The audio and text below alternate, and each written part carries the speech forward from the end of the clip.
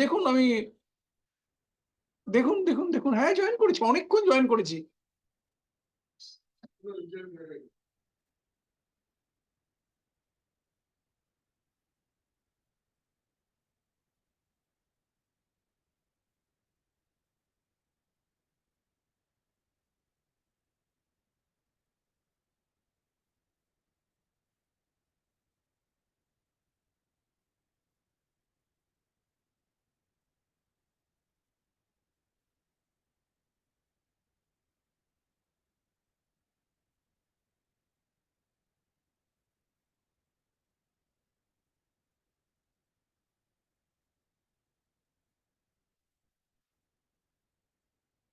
হ্যাঁ বলুন। Hello.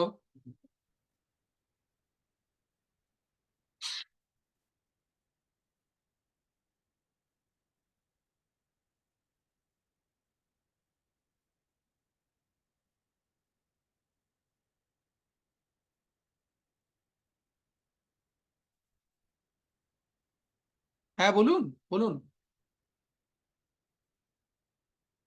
Mute করছি।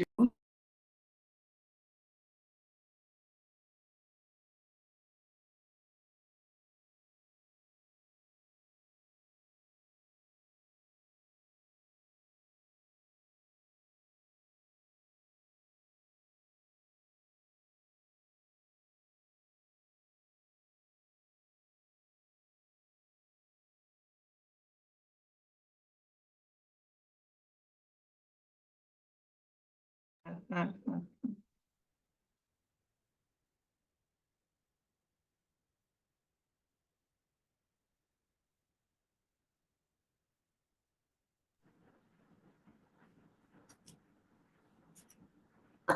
Good afternoon to all respected here. Am I audible to all of you here? Yes, you are audible. Okay, okay. Thank you, sir. Welcome you all to this faculty development program on application of artificial intelligence and machine learning in electrical engineering. I am Dr. Navamita Banerjee Roy, coordinator of this FDP. And I have chosen this topic because both of these AI and machine learning are cutting edge themes today. And we electrical engineers also need these in order to incorporate them in our research work to make it more smarter. And smart technology has become the buzzword of today. And so looking forward to have some enlightening sessions ahead in this FTP. So let us move on. And I'm delighted to have both our CEO, Mr. P.K. Agarwal, who is the chief patron of this FTP, as well as our principal, Professor Dr. Bashuk Chaudhary, who is the patron of this FTP as well, to be among us. And I am not sure whether our CEO, sir, has joined. Mr. Agarwal, are you here? In that case, shall I request our principal to address the session? And may I then inquire whether our CEO, sir, can join later on? Because both of them are needed for us to move on.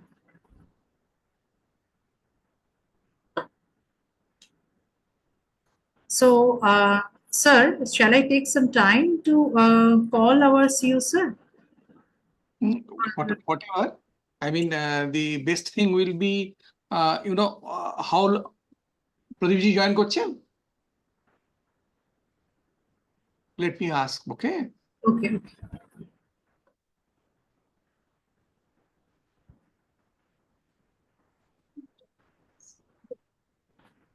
Oh, he's coming from some place. Okay. So, you give some time. Let me, I mean, you start. He will join when he comes, okay? Okay. Sir, then you can start to address the audience in the meanwhile. Okay. So you want me to start my speech, right? Right.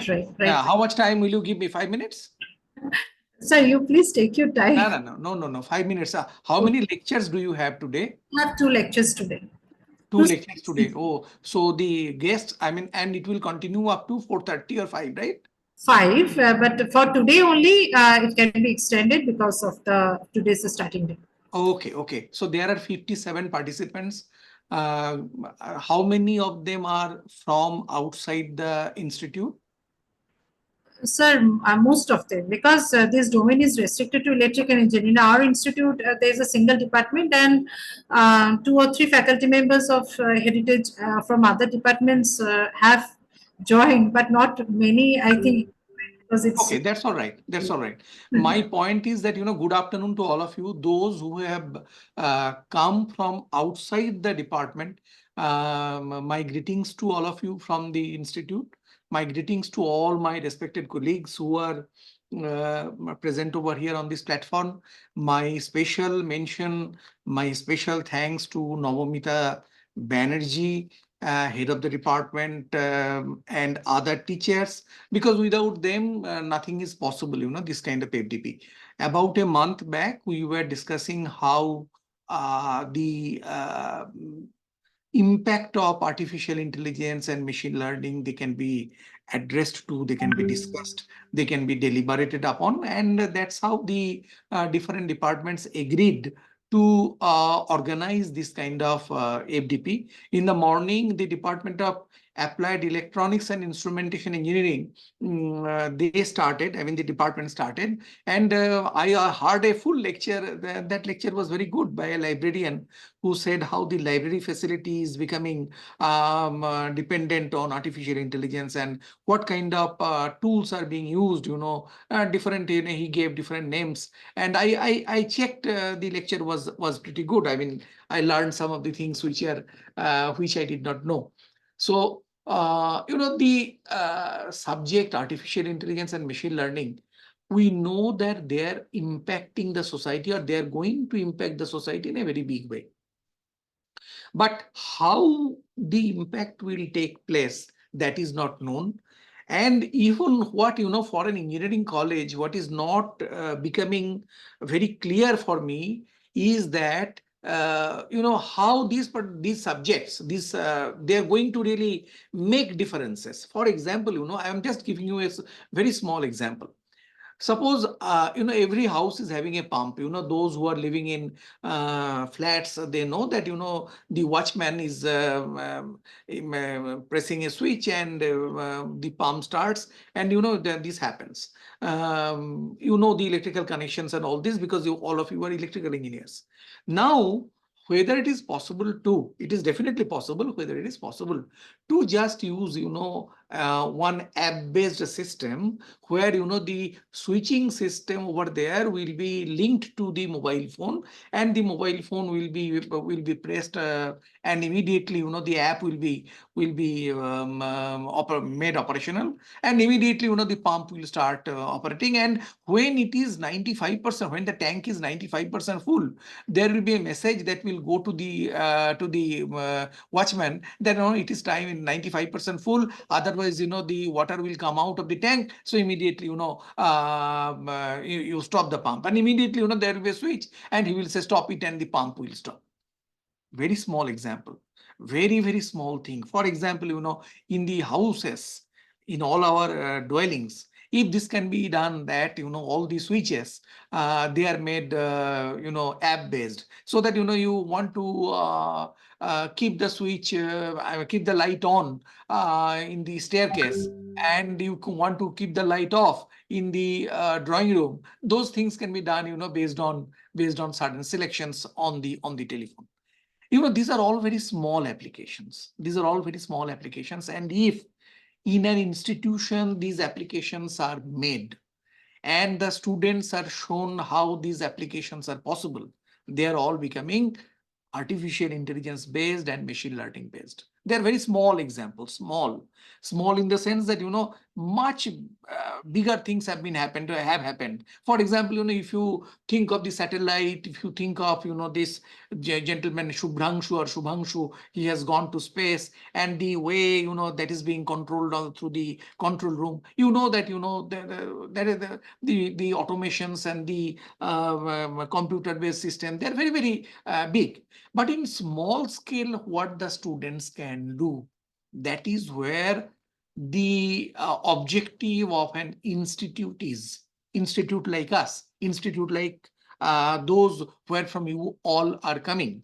Because once they are done in small scale, if something is practiced, if something is developed, if something is organized, then the large scale thing will automatically fall into, gradually they will come, gradually they will be operational, they will be developed, they will be researched upon, and the students will feel interested in getting those systems, I mean artificial intelligence and machine learning based systems. So these are some, for example, different experiments that we are doing in the electrical engineering lab. For example, these different circuits and other things. In those where artificial intelligence application can be done, there is something, if you think of the, particularly if you think of the labs, you will find that the labs that you have done in your lifetime, or what I have done during my student days, the same labs are being repeated, the same experiments are being repeated year after year for the students even today. What kind of innovations can be done over there? We know that chat gpt is there, we know that Gemini is there, we know that they are affecting our lives, we know that a text can be very quickly generated within a minute. I have seen those, I have used them. I have used them in the sense that not to just understand the efficacy of those systems, I have used them. What I have not used is that, for example, very simple, the drinking water facility, what is that called, in every house that is there, AquaGuard. AquaGuard, once the switch is switched on, the switch is pressed, the AquaGuard will do little bit of blip, and then it will come, and then you press. If that particular system can be so done that you will have the vessel, and you just press one little button on your mobile phone, and immediately the AquaGuard will start. These kind of circuit, small things, very very small. For you may feel that this gentleman is talking like like a layman, if he does not know much of electrical engineering. Yes, it is true that I do not know much of electrical engineering, but if the application of electrical engineering comes to my hand in a very easy manner, in a very handy manner, and there in small scale I find the application of artificial intelligence, it really connects me to the world of technology in a very big way. That is basically important. The connection of a layman with technology. He will use technology and he will understand, oh, I used to do this in this particular way, and now I am using this in this particular way. So in the last 4 years or 5 years, there has been a development, and that development is due to artificial intelligence. That development is due to machine learning. Right. So those small things should be done. And I think all of you are thinking in this manner. All of you, for India, what has happened really is that, we are more users. We are not really developers. We are, we computer when they came in 1980s. Computer, we started using computers. Though I still remember that we used to have a, that MS DOS, and then floppy disk. And I used to have a floppy disk. I used to insert that floppy disk, and I knew. But the point is, I did not know how to assemble a computer. I did not know. Though only computer engineers knew. I did not know that, the other aspects of the computer. I knew how to use them. I even know with the Windows how to use them. I know how to use Excel. But to develop Excel, or to develop something more than that, and then to put artificial intelligence over there, to put something over there on our own, not depending on the foreign collaborators or foreign developers or foreign researchers. That is basically the idea that I'm talking about. Right. So I think, all of you are thinking, and all of you are really talking about all these. if small innovations can be done, because the small innovations are very important. When you talk about Japan started developing technology with their toys. Japanese cars, small cars, they used to, the children used to play before the Second World War. Gradually, now everyone is talking about Maruti and the technology. There is no doubt that India has become, privileged because of Maruti, because everyone has got a car at a much cheaper price. Maruti has come, Maruti has flooded the market. Earlier, it did not happen so. So the point is, that kind of thing, if something can be done in this manner, then it will be very good, I think. So that is what I just wanted to say. I hope that you will enjoy the course that will take place up to 4th, right, madam? Uh, that up to 4th. So the course. 4th, yes, 4th of July. 4th of July. So up to 4th of July. I hope you will enjoy the lectures. Please listen to, because by listening to, you get to know a lot of facts, lot of things, lot of new knowledge. This is very important. Thank you very much for taking part. I hope that the FDP will be extremely useful for all of you. I thank my respected colleagues for organizing this, and I hope that they will continue their efforts to do these in future too. Thank you, madam. Thank you very much. And thanks to all the participants. Thank you. Thank you so much. Thank you, sir, for encouraging us with your enlightening words. So I shall check once again whether our CEO sir has joined or is joining. I shall check once again.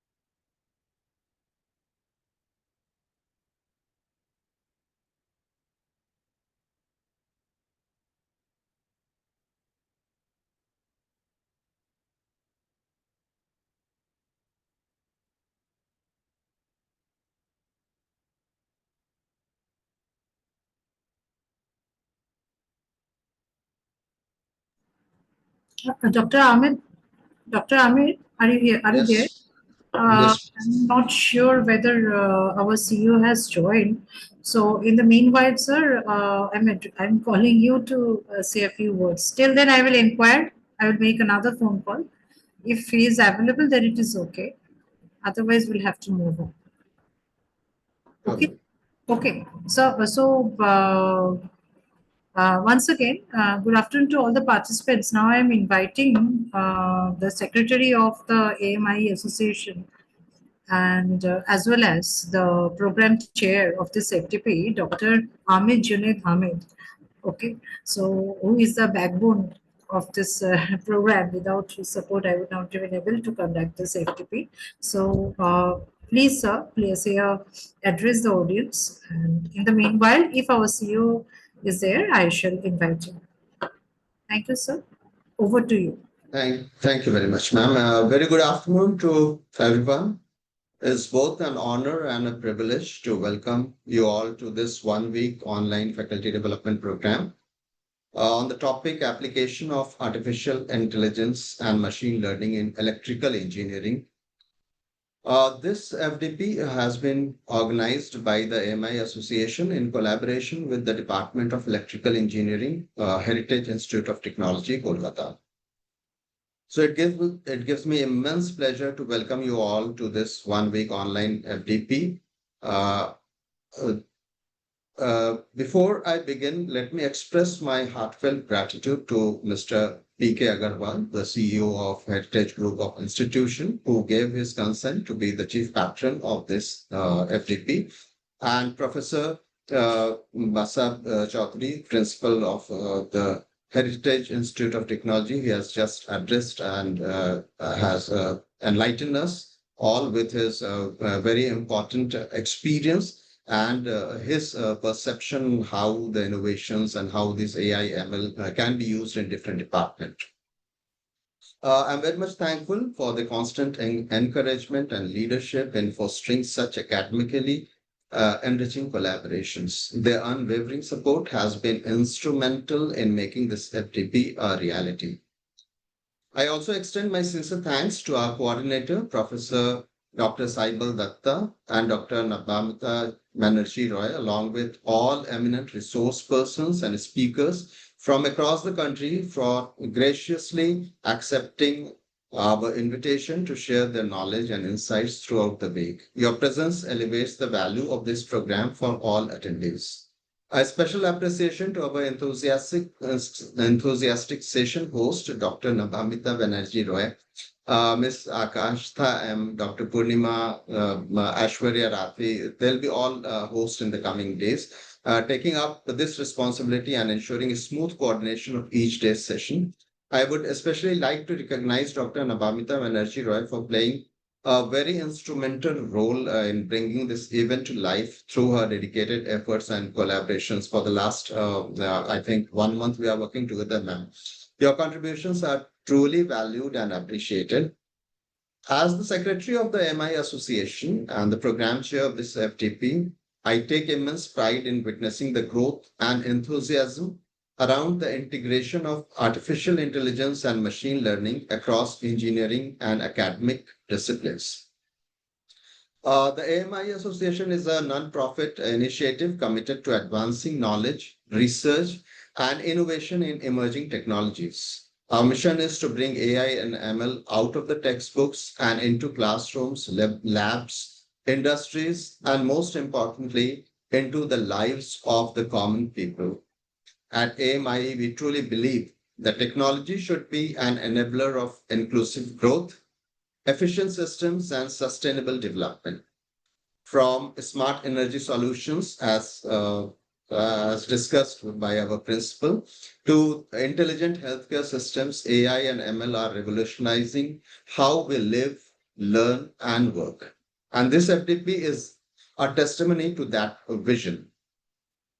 We regularly conduct faculty development programs, workshops, seminars, and hackathons in collaboration with leading academic institutions. We have established AMIEE Students Chapter in over 30 institutions across India to inspire the next generation of AI and ML innovators. Through our publications, we provide researchers and educators a robust platform to share innovations in applied AI, ML, and interdisciplinary domains. We publish peer-reviewed journals, conference proceedings, and edited volumes in collaborations with reputed publishers. AMIEE is proud to have an ever-growing network of faculty members, scholars, students, and industry professionals. And we continue to offer memberships to individuals and institutions to create a strong community of change makers. Our members get access to mentorship, collaborative research, publication opportunities, and technical resources aligning with the national education policy vision of innovation-driven technology-enabled learning. This FDP is especially curated for faculty members, researchers, and industry professionals from electrical engineering and allied disciplines. The intersection of AI ML with electrical systems open up new opportunities from smart grid optimizations to predictive maintenance, from energy forecasting to intelligent automation. Over the next 5 days, we'll hear from distinguished experts who will guide us through not only the theoretical underpinnings, but also practical implementations using tools and platforms that are currently shaping the future. I would like to extend my heartfelt thanks to the Department of Electrical Engineering, Heritage Institute of Technology, Kolkata, for co-organizing this FDP and ensuring an academic environment that nurtures continuous learning. A special note of appreciation to our eminent speakers and resource persons who will be joining us throughout the week, bringing diverse insights from both academia and industry. Let us use this FDP not just as a learning opportunity, but as a launch pad for future collaborations, research, and innovation. I urge all participants to engage actively, ask questions, network, and most importantly, envision how AI and ML can be practically applied in your teaching, research, and local communities. Together, let us redefine the boundaries of engineering education and ensure that technology becomes a tool of empowerment for every citizen. Thank you once again for joining us, and I look forward to a highly engaging and enriching week ahead. Jai Hind. Thank you, ma'am. Thank you, sir, for organizing this FTP with our department with all your support. So I have called the secretary of the CEO. She's saying that he has not joined in. Maybe he's busy. He has become busy in some work. So uh, if he joins by any chance, then I shall invite him and include. So what I suppose is that let us start with the session, sir. Yes, ma'am, we can start with. Okay, so the first speaker of this session is Dr. M. Karthika, and I would take the privilege to introduce her to the participants. Dr. Karthika is the Assistant Professor of the Department of Artificial Intelligence and Data Science of Coimbatore Institute of Technology. She has done her graduation BTech in IT from Amrita Vishwa Vidyapitham and Masters in CSE from PSG College of Technology. She has done her PhD in Information and Communication Engineering at PSG College of Technology. She has worked with Cognition Technology, India Software Labs IBM, co-founder of Alarm Technologies, and presently she is serving as the assistant professor. She has published several papers in international journals and conferences, and her research areas include wireless networks using AI and data science in biomedical research. So, with these words, I would like to now move on and over to you, ma'am, and I would like to request you now to start your session. Please, ma'am. Thank you, ma'am. Good afternoon, all. I'll share my presentation.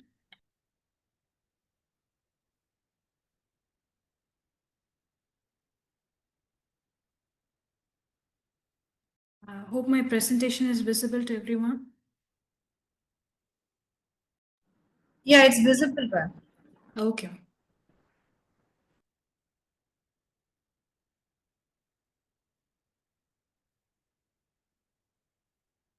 So I'm like ma'am said, I'm Dr. M. Karthika, and I'm right now an assistant professor in Coimbatore Institute of Technology in Tamil Nadu. I'm working with Department of Artificial Intelligence and Data Science. So I've been in computer science background, but right now I'm working with AI, NDS, and I'm privileged to be here to be part of this faculty development program. So let's move on to the session. So AI and ML, the objective of this session would be to understand what artificial intelligence and machine learning is, to understand the core libraries and tools that is responsible for making this entire section of AI and ML that's happening right now, and we'll be able to see how AI and ML is applied in the field of electrical engineering. And why AI and ML matters today? It's not buzzwords anymore. AI and ML is not buzzwords, some buzzwords that someone is talking about. It's right now happening in actively happening in in our lives. It is reshaping our industries by enabling automation, prediction, and data-driven decision making. Its strength lies in its ability to learn from data, uncover patterns, and improve performance over time.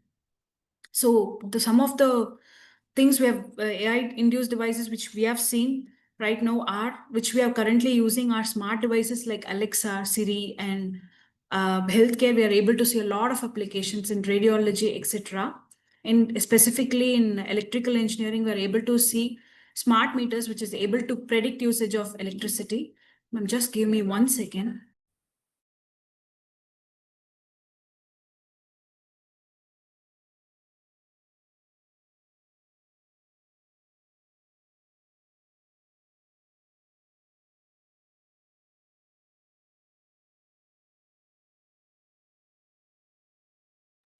Excuse me. So, what is artificial intelligence? So, AI, when we talk about artificial intelligence, it's a science of making machines behave in ways that would be considered intelligent if a human beings were able to do it. So, in simple terms, it's about enabling machines to think, learn, and make decisions just like we do. Actually, AI is a very broad field that includes several specialized areas.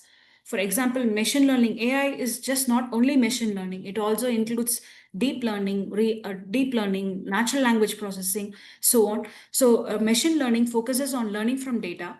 Natural language processing enables machines to understand human languages, and computer vision helps us to interpret images and video. Each of these areas contribute to make machines more capable and useful. And moreover, on top of this, AI is a very generic term. If we closely look at AI, we can look at it in three ways. One is narrow AI, the other is general AI, and the third is super intelligent AI. Narrow AI, the first classification of artificial intelligence is narrow AI, where we are right now. So narrow AI will be able to do only a specific task. Say, for example, if I train a machine to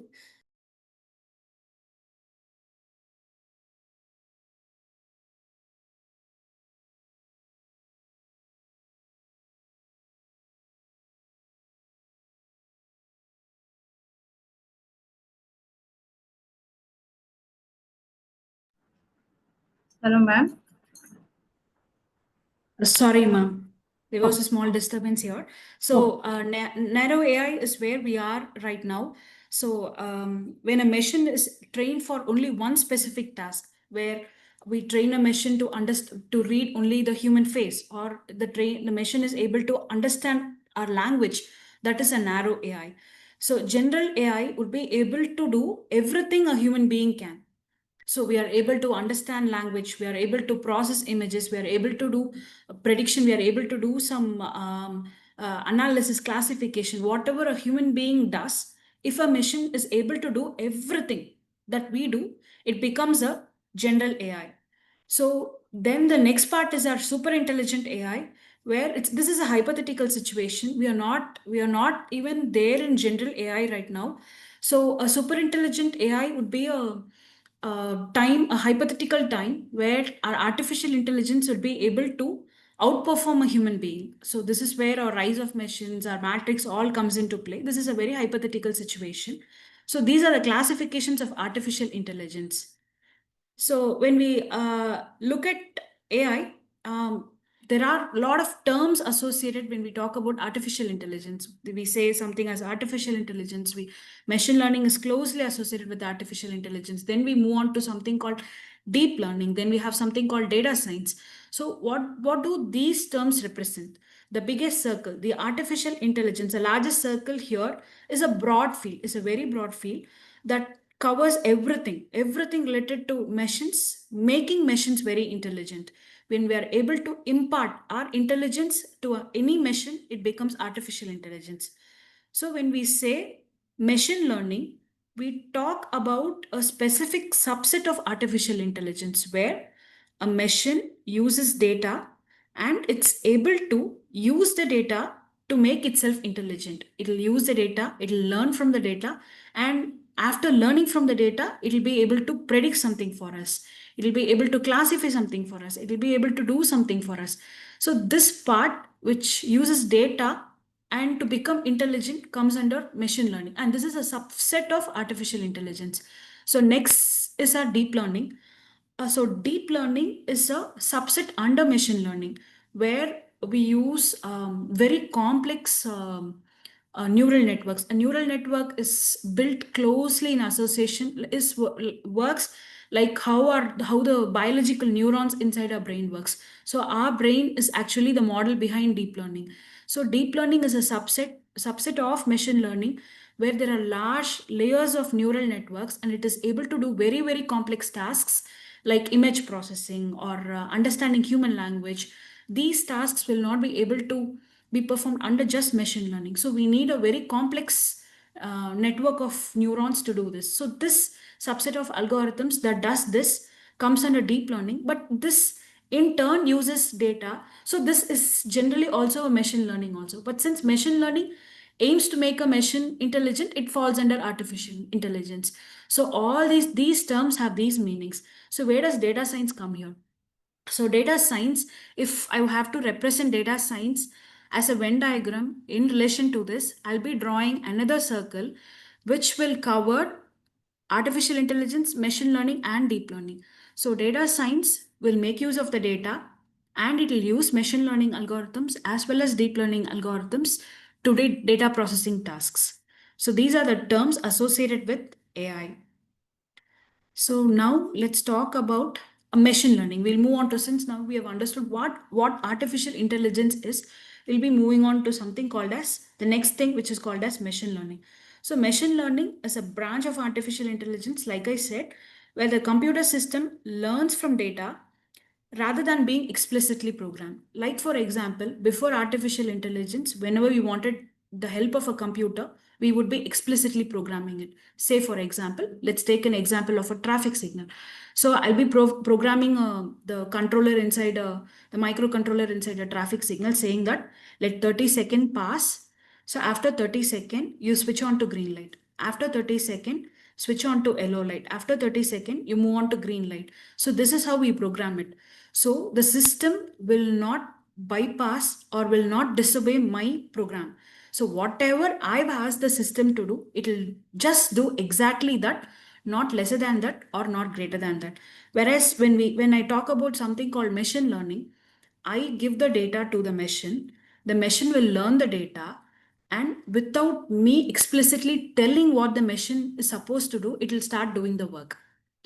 Let's say, for example, there are a lot of things a machine learning algorithm can do. For example, a machine learning algorithm, after it learns, can classify something, whether this is good, this is bad, whether the student will pass or a student will fail, or something it can predict. That comes under classification tasks. The next task that it can do is called as a regression task, where the output is where the machine will emit a continuous value. For, let's say, for example, I have the real estate housing prices happening in Kolkata. So I'll give the area name, I'll give the number of rooms present inside a house, I'll also give the square feet of the house, I'll feed the machine with, I'll also give the price, I'll feed the machine with this data. After learning a lot of such varieties of data, after a certain point, when I give a new area, when I give let's say, for example, when I give an area and when I give a hypothetical number of bedrooms, it will be able to predict a price for me. That comes under regression tasks. So clustering is actually used when I don't have any labels. Say, for example, it groups similar data. In India, let's say we have so many people, more than 100 crore people right now living. Not all of us have insurance. So if we take the entire population and feed it to a machine learning model and we do not say anything about it, the machine learning model will automatically categorize these will be the data points. We people will be the data points. It will be grouping us. So these sort of people will be buying insurance, medical insurance. These sort of people will not be able to will not be buying medical insurance. So clustering will clustering algorithms, clustering part of machine learning will automatically categorize the data points into groups. So whenever a new person comes in, the model will accurately tell me that, okay, this person is close to this cluster, so there's a high chance of this person buying insurance. This is how clustering usually works. So recommendation systems will suggest items to users. Think of how YouTube recommends video or Amazon suggests products. These systems learn from our past behavior and preference, and it will tell what it will give us suggestions for our future. This is how recommendation tasks works. Another category of machine learning is anomaly detection.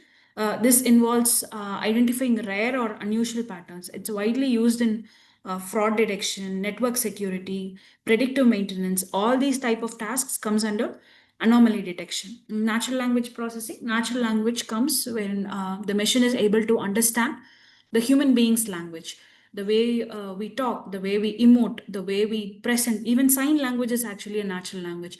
The machine will be able to understand, even if I'm not able to talk. If I use a sign language, the machine should be able to understand what I'm talking to it and be able to give a certain type of output based on that. So that will come under a machine learning task. So computer vision, this we're extensively using, where we use facial recognition in our iPhones everywhere. These comes under computer vision tasks, where machines are able to interpret the images. It's able to understand the image, or it's able to understand a video. One case is like in a crowded place where there was COVID, the traffic cameras can automatically, it's a live feed, people moving, it will be able to automatically determine whether someone is wearing a mask, whether people are following the correct social distance. All these tasks, the machine will be able to tell whether social protocols are being followed. All these tasks come under computer vision.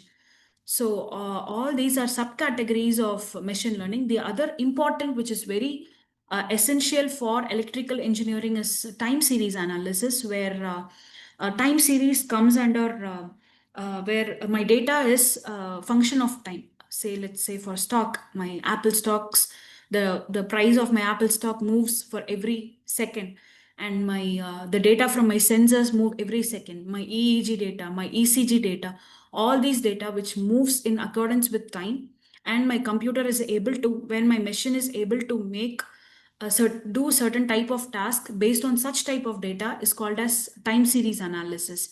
So all these are categories, or all these are the ways in which machine learning can actually help us. It can do all these tasks. This is a very narrow classification of machine learning algorithms. And when we there's another way of looking at machine learning. We can classify it into three types.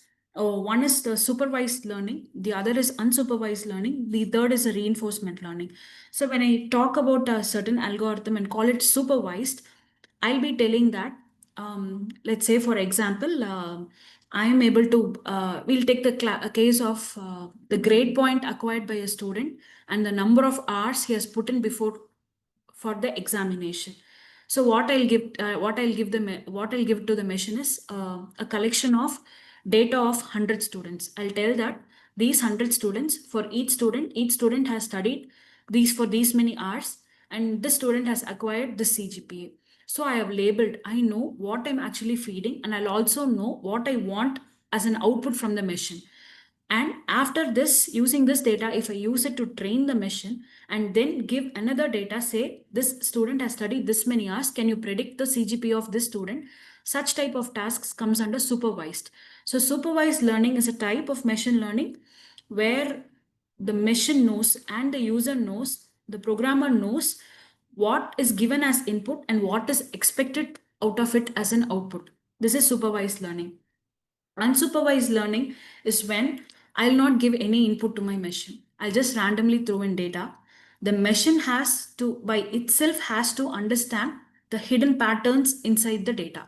So I'll not tell this is your input, this is your output. No, I'll not say all those things. For example, the example which I told, where people are the 140 crore people in India who will be buying medical insurance will come under this, because I'll just give the data to the machine. The machine by itself will start to cluster. It will find the pattern among the people who are buying insurance and the people who are not buying insurance. So the machine will automatically do by itself without me supervising the machine. So those sort of examples comes under unsupervised learning. So reinforcement learning is when my machine, an agent learns by interacting with an environment. It receives rewards and penalties based on its actions it takes and learns to maximize its efforts. For example, robotics comes under this. My self-driving cars comes under this. We have a robotic vacuum cleaner. It goes and it receives penalties, and when it hits a wall, it receives a penalty. When it's moving in the correct direction, it receives an award. So this is how the machine learns from the environment. Such type of algorithms comes under reinforcement learning. So these are the types of machine learning algorithms. So I'm not going into every machine learning algorithm, since I've seen that the upcoming sessions cover a lot of such algorithms. I'm just covering what are the types of algorithms and what machine learning generally does, and what are the tasks that I'm supposed to do for building a machine learning model. So this part, AI and ML in electrical engineering, since we are running very short of time, so I'll be covering this after after seeing at how I'm supposed to build a machine learning model. There is a set of activities I'm supposed to do. Using those activities, I'll be able to fit a model and make the model work for me. So after covering that, probably we'll be coming back and looking at the applications of machine learning in electrical engineering. So right now we saw the types of algorithms, the types of tasks machine learning can actually help us with. So what are the tools that are actually available for us to make this possible? The most famous one is the Python. So Python, with its extensive library support from throughout the community, throughout the world, we have a very extensive support for Python, and it's the most important, most popular machine learning language. Actually, it has a extensive library support. We can't imagine the type of support we get when we use Python. So there is one other a tool called R. R programming is mainly a statistical tool, mainly used for statistical data analysis or visualizing statistical plots. We use R. So Java comes in because certain times when we need to, for the machine learning to work with cellular phones, we will not be able to use Python. Say for example, I download a PDF and I need my system to classify whether my machine learning model, which is present inside my phone, to classify the PDF whether I've downloaded is a spam or is a malicious piece of PDF, or is it a trustworthy PDF. So such type of tasks has to run inside my cell phone, and I need Java for that because it runs in Android and I need Java. So we have an extensive support in for machine learning in Java also. And for academic purposes or electrical and controls engineering, we also have MATLAB, which can be used for machine learning. So what are the Python libraries? So we will be taking a close look at the Python libraries which are available for us. The most famous and the where we start using Python is with NumPy. So NumPy is a library which helps us to easily work with arrays, higher dimensional data. So it also does complicated mathematical operations. So this NumPy helps us. And Pandas is also another library which helps when we have tabular data, which rows and columns. Most of the real world data comes as tabular data, and this Pandas has extensive support, gives extensive support to work with tabular data. So there's something called as Dask when the data set is very, very high. When I'm supposed to do lot of parallel computations are involved, I can always make use of Dask. And there's a specific, a lot of real-time data is available in Excel. So there's a specific library called OpenPyXL or XLRD, which is specifically made to handle Excel file. And other libraries are Matplot.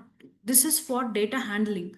NumPy Pandas is for when I have a raw data, how I'm supposed to work with the data. All these libraries help me with that. Other libraries which help me make sense of the data by visualizing the data, how it looks, what are the outliers, what is a mean, what is a median, where are the null values. If I have to look at all these values, I'll not be able to look at only the raw data. I need a visual form. Visual form helps me to understand my data set better, whether I can properly make use of this data set or not.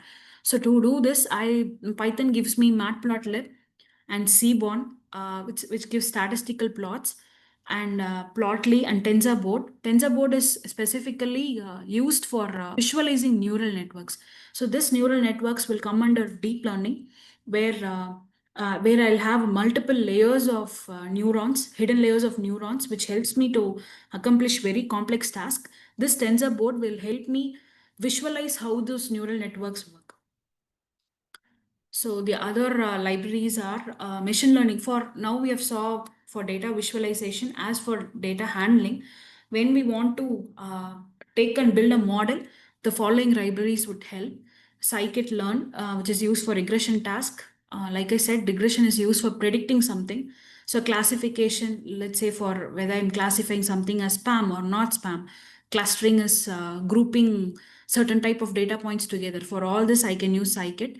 Then I have XGBoost, LightGBM, and CatBoost for gradient boosting. This all comes under my machine learning models.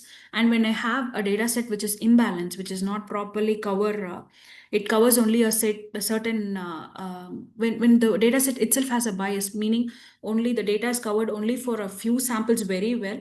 In those cases, I can use a library called Imbalance Learn. This will help me in fitting a model even when the data set is quite imbalanced. Then for feature selection, I'll tell you what is feature selection. Let's take an example for the house price prediction, like we saw.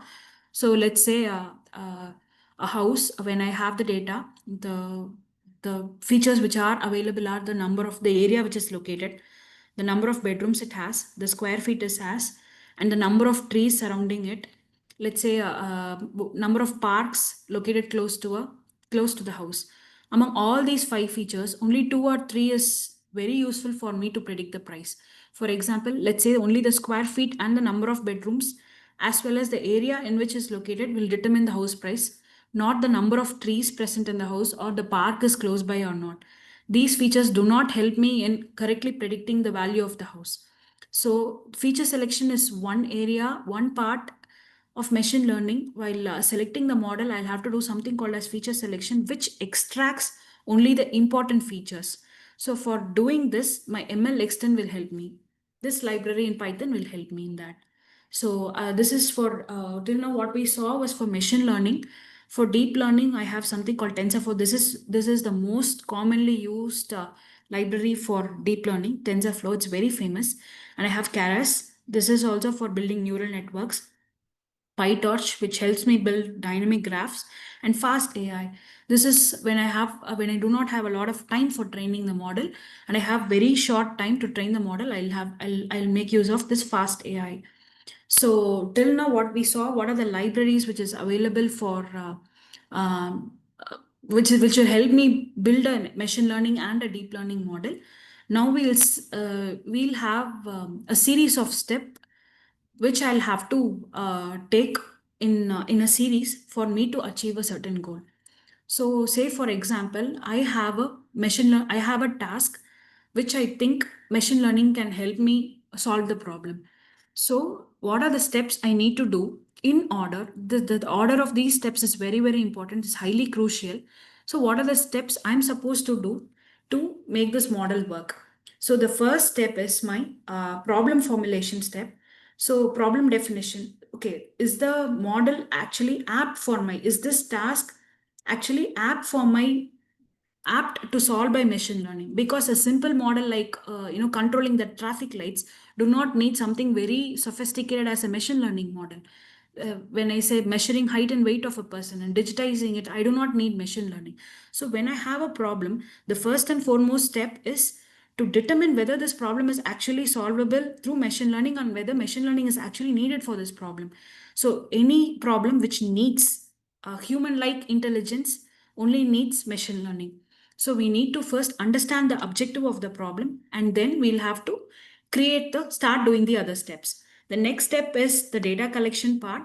So data collection part, we'll have the data mainly comes from my real-time data actually. So because machine learning is not a very theoretical practice. It actually works in real time. Highly, it works in real time. So every data I'll be working will be coming from real world.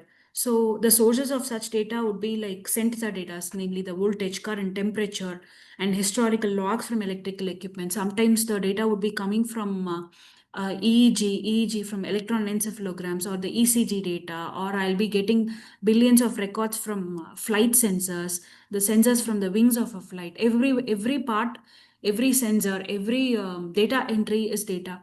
So the sources really depend on the problem objective. So looking at the problem objective, I should be able to pick out the source points of my data, which data should be really accurate for me to make this model work. So the type of data is structured, meaning tabular. Sometimes it will be very unstructured data, like randomly I get electrical signals from the brain. It's very unstructured. And the challenges would be, the main challenge, see, a machine learning model is like a mirror. So when I feed gold, it'll show gold, it'll emit gold. When I feed garbage to the machine learning model, it'll throw garbage back at me. So the data is the real gold. The quality of my data will help me determine the outcome of my machine learning model. However good am I a programmer, however good I'm able to fit the model, how much ever I have done perfect optimization, perfect feature selection, nothing of that matters if my data is not very good. So the raw material is the most important step in while creating a machine learning model. So the main challenges includes, most of the time the real world data comes with a lot of noise. When we say noise comes under irrelevant data or missing values, or the data is corrupted. All these things comes under noise. And the second issue is data privacy and security. One of the a very sensitive area where machine learning and deep learning can really help people is in healthcare. But healthcare industry is the toughest place to get the data set from.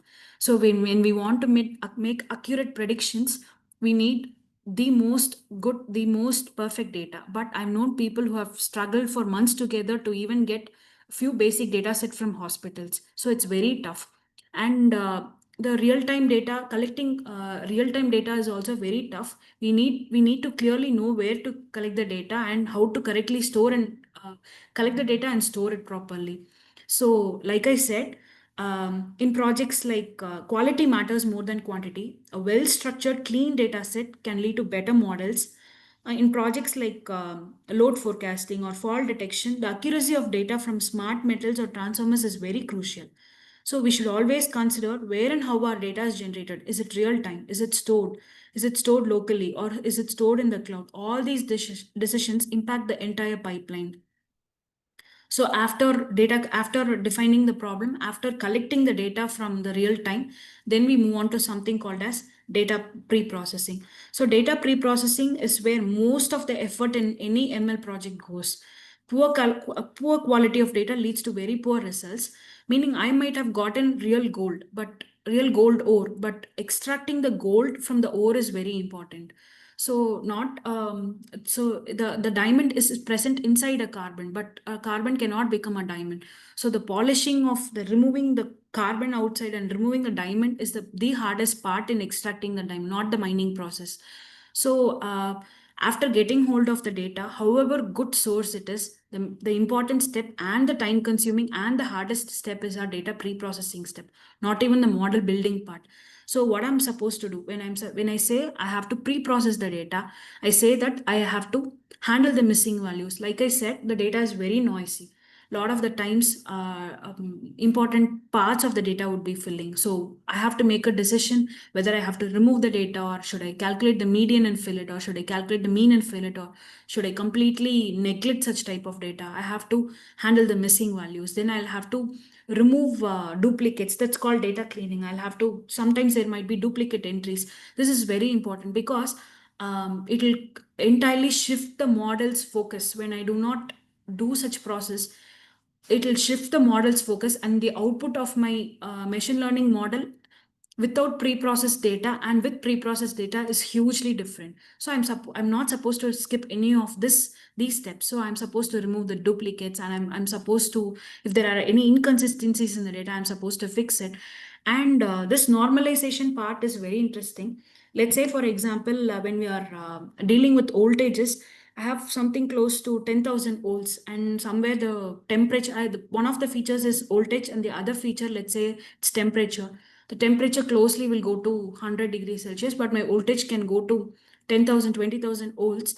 My model will, simply by looking at the number, my model will automatically think that, okay, voltage has a very high number, so this feature is very important. My model will incorrectly make an assumption. We do not know whether the temperature is really important as well.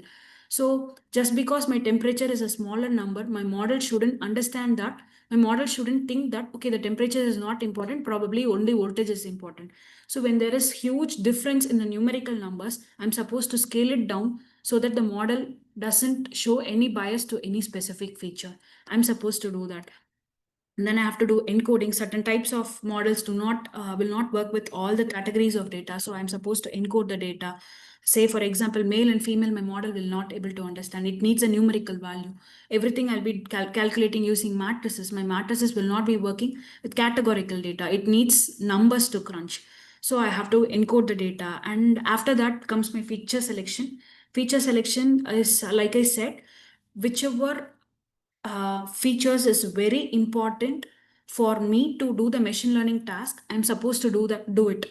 Only then my model will be able to do it, come to a correct conclusion, as well as come to a conclusion very quickly. Only if I do a feature selection. So this part is also very important.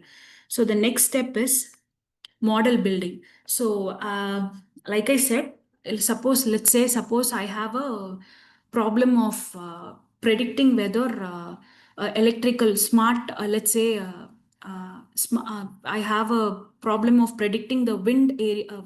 There is a wind turbine running, and I'm supposed to predict what will be the wind speed tomorrow. For here, I should not be able to do a regression task. I should not be able to do I shouldn't do a classifying whether wind will be there or not. I should be able to predict what is the actual wind speed that will be happening. So here I'm not supposed to take a classification machine learning model and start building it. I need to know whether I need to go for a regression model, classification model, or clustering model. Here I need a continuous value. So I need to build a regression model. So based on the problem objective, I need to choose the correct model and start using the data to build the machine learning model. So unless and otherwise I do not use a correct model, my output will not be right. It's like bringing a very big bulldozer to remove a small weed of plant. It's not necessary. Looking at the problem, I should know that which screwdriver I have to bring. I shouldn't directly go and bring some other tool to do something.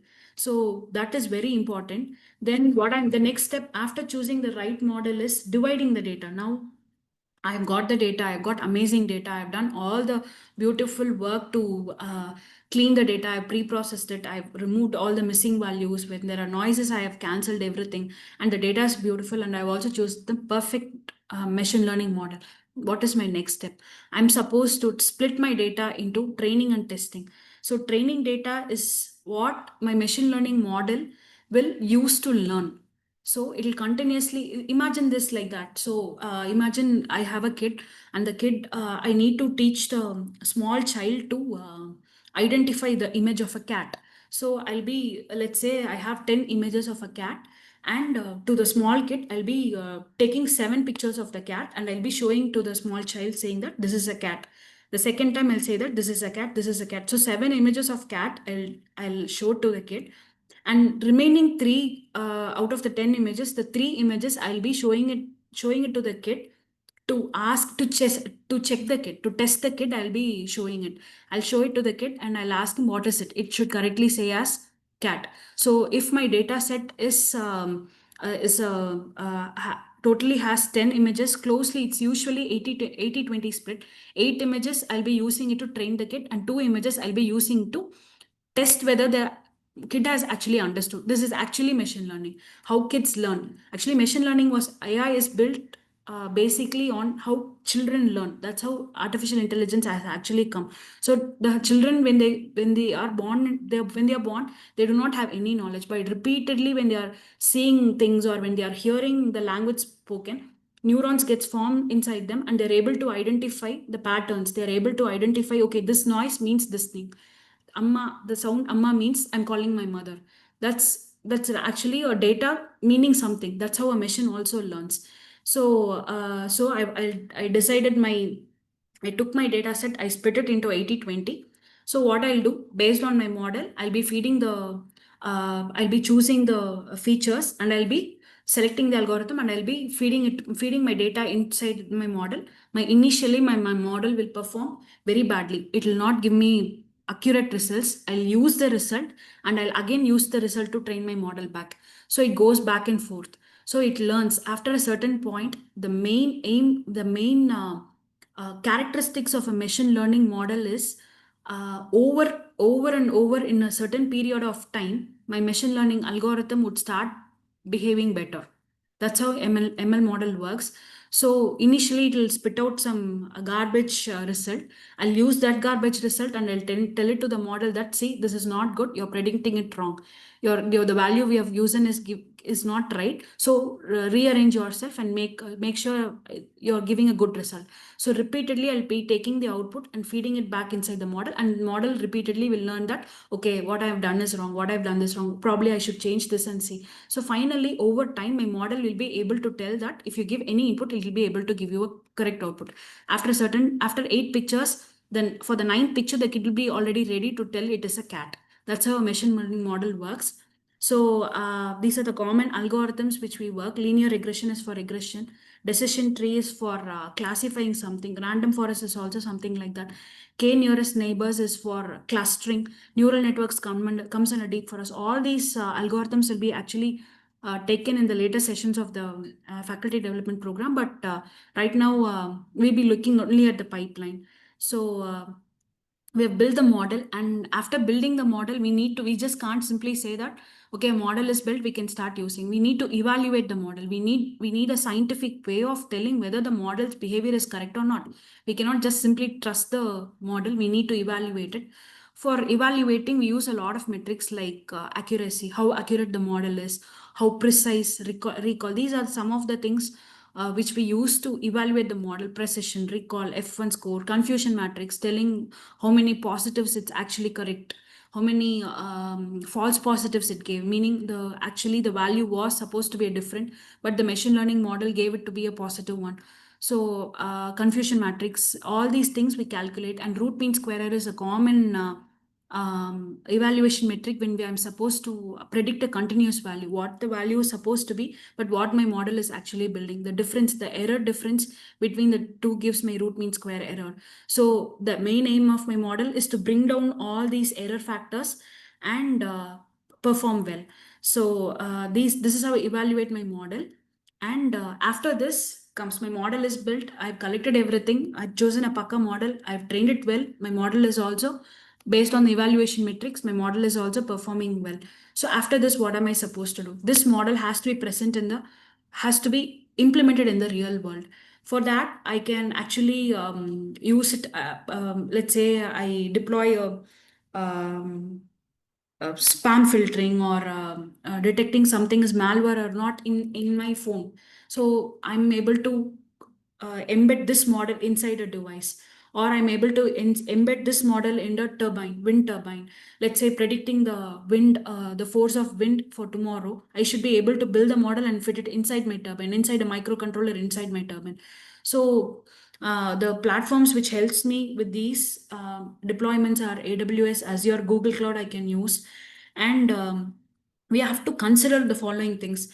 Just because I'm able to, AWS sounds fancy, I cannot build and deploy a model inside AWS, because it will again create a lot of problems like latency, and the time taken to communicate back and forth between my model, when my machine, the actual machine, as well as the AWS, it can be high. Sometimes the results need to be very, very, very time critical. So all these things I have to take into consideration. So depending on how critical the time is, or how am I restricted with related to budget, or how am I are there any constraints to me, I'll determine where the model should be actually deployed. Is the model sophisticated in it, or do I have enough budget to deploy it somewhere, and do I have the sophistication of time to get it from there, or I have to make the model very tiny and be able to fit it inside a small sensor device also. We should be able to do that. Only then the success of a machine learning model actually comes true. Then after this, this is one of the case study where General Electric used. So before this, I'll be moving on to some of the cases where AI/ML is used in electrical engineering. So, in power systems, to predict the future electricity demand, a machine learning can be used. So, when there are any faults in my transmission lines or transformers, to predict that, to detect that or predict that, I can use it. And smart grid, if this is one of the things Sir said, where where the distribution, like how the energy has to be distributed, it can be optimized using smart grid. Or when there are any anomalies, suddenly there is an energy theft in electrical energy. Those things can be detected using machine learning algorithms. These things can be used in power systems. And next, in renewable energy systems, like I said, for during the solar and wind power generation, I can be able to predict previously how much of energy will I be able to generate based on the data that is available, weather data that is available to me. Using the weather data, I should be able to predict how much of energy can be actually generated.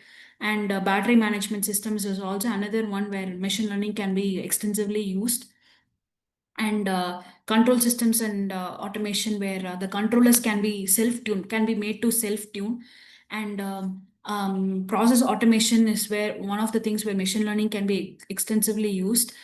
And one another problem is when I'm able to accurately predict whether a machine can actually stop working or can go into a failure before the actual failure happens. That can be actually predicted using machine learning. Sometimes computer vision can also help, looking at the images of bearings or looking at images of certain parts of a machine, a very big machinery. Before the failure actually happens, the system can actually warn the stakeholders that the machine is going to go into a failure. All these things can be done. And signal processing and communication, it can actually classify the type of signals or whether it's a noise or a signal using machine learning techniques. Or it can use deep learning to improve the accuracy of signal transmission over a very noisy channel. And other areas where it can be used is, like I said, it can be used to diagnose faults, or it can use predict the failure of machines, or it can be able to monitor health of the machines. All these can be done. And this, like I said, industry 4.0 is right now taking over everything. Our engineering disciplines are all becoming interdisciplinary. So AI driven robotics can be done, automation can be done, and anomalies can be detected. Quality control can be used for computer vision instead of manual intervention for computer vision tasks.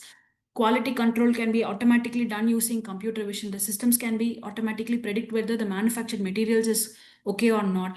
So all these things can be actually done. So these are some of the research areas in electrical engineering discipline. And the case study which I was talking is how General Electric has actually used machine learning to significantly reduce their energy and energy actually. So what they have done is they have implanted wind turbines in very harsh environments. So manually going and inspecting them and maintaining them is very costly. And unexpectedly, if failures happens, it'll lead to a lot of energy loss, actually revenue loss basically. So what they did was they used a machine learning model to predict the machines going into failure, or predict maintenance, whether maintenance is needed for the wind farms. So they collected data from the turbine blades, the gearbox they generated, and they used the historical. Already they would have had data from failures, so they would use that data, and they'll also use weather data. All these data they have used, and they have taken. This is a time series problem, because continuously we get data from the signals and we are supposed to predict it. So they used a classification algorithm saying that whether this will go into failure or not. So that comes under classification, and they have actually used this model to improve to reduce maintenance costs as well as improve energy efficiency in while wind farming. So this is one of the use case of where General Electric has successfully used machine learning in electrical engineering. So the summary is like, it's not AI and ML is not a buzzword anymore. We are doing, without even us knowing, we are doing it every minute of every day. So machine learning basically works with data. So data is everything for a machine learning. It just looks at the data, learns from it, and starts behaving like a human being. That's how machine learning actually works. And the most important libraries are, like I said, are NumPy, Pandas, TensorFlow. All these libraries are extensively used. And we also looked at the pipeline where I'm supposed to identify the problem, collect the data, pre-process the data, clean the data, pre-process the data, build the model, evaluate the model, and finally go and deploy the model wherever I need. And we also looked at the real world applications. That's it. Do you have any questions?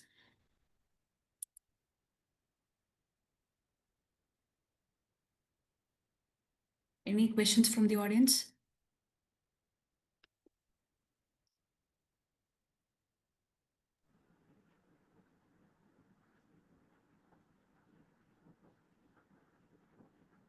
Yeah, participants, if you have any questions, you please ask, ma'am.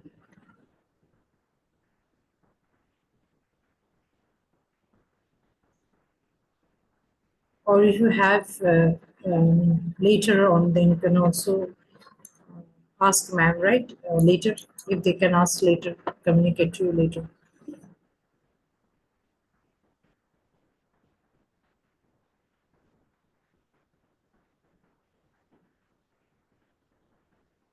Hello, ma'am. Are you there?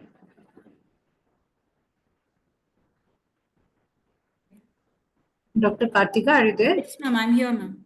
Okay, the thing is that as the participants have not raised any questions, I've asked them to Sure, ma'am. later if they can. Okay, ma'am. So, so shall we wait for further any type of questions, or shall we move on? They can actually ask in the chat also, ma'am. I'll be able to Yeah, reply. yeah. Yes, they can write in the chat box as well. Okay. So, thank you, madam. It has been very helpful. Your lecture has been extremely helpful because you have mentioned in detail the application in the electrical engineering. The case study, Yes, ma'am. you shown a case study, and you have also mentioned the various types of software that will be useful to us. So, I think it has been very beneficial, and I hope it has been beneficial to all the participants here. So thank you, ma'am, and you have explained Thank you. the simplest possible manner. Ma'am, one question is there, I think. Okay, ma'am. Yeah, yes, there is a question in the chat box.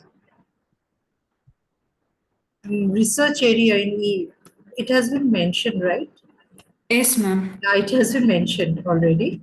Yes, ma'am. It's in the slides, ma'am. Right. Can you please tell the new research area in E? So, Yes. Archana, madam, it has been mentioned already, right, in the slides during the presentation. You can show the Yes. once again, ma'am. Yes, ma'am. Here, ma'am. Yeah, So actually, this I worked with, like right. using, like when a chemical engineering department has come up with new materials. We have actually conducted a study using random forest and decision tree to predict the conductive capacity of the material. So that we have actually done. So this is one of the hottest research areas right now.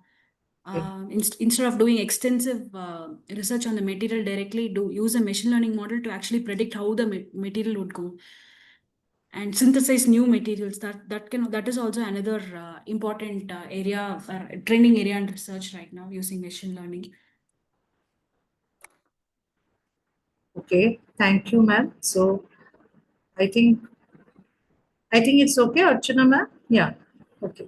And there are several more questions, ma'am. Can you able to answer right now, or like are the data scientists taking real-time data from National Power Dispatch Center? Any work we were familiar with? No, ma'am. Actually, my work is more on healthcare related data. So for regarding electrical, and it's quite actually when we work with So national, Dr. Shrikant, very tough actually to get to go through all the red tapes and acquire data and yeah, stuff. But a lot of data is actually made available. yeah, There are they are places. not going to share, right? Yeah. I mean, they will not share that data, I think, easily. Generally, ma'am, generally they do not. They will not share. It's very confidential. Yes, ma'am, they do not Yeah. share because that can be actually used to for cyber security attacks as well. So they generally don't do that. That is, yeah, that is against the security level. So, okay. And there is another thing. What are the mechanism through which we can verify that the model has learned effectively? How? This is where the testing data split has come. So, like I said, the 7 images were used to train the child for determining whether it's a cat. The remaining 3 images I'll show to the kid to check whether the kid whether correctly tells whether it's a cat or not.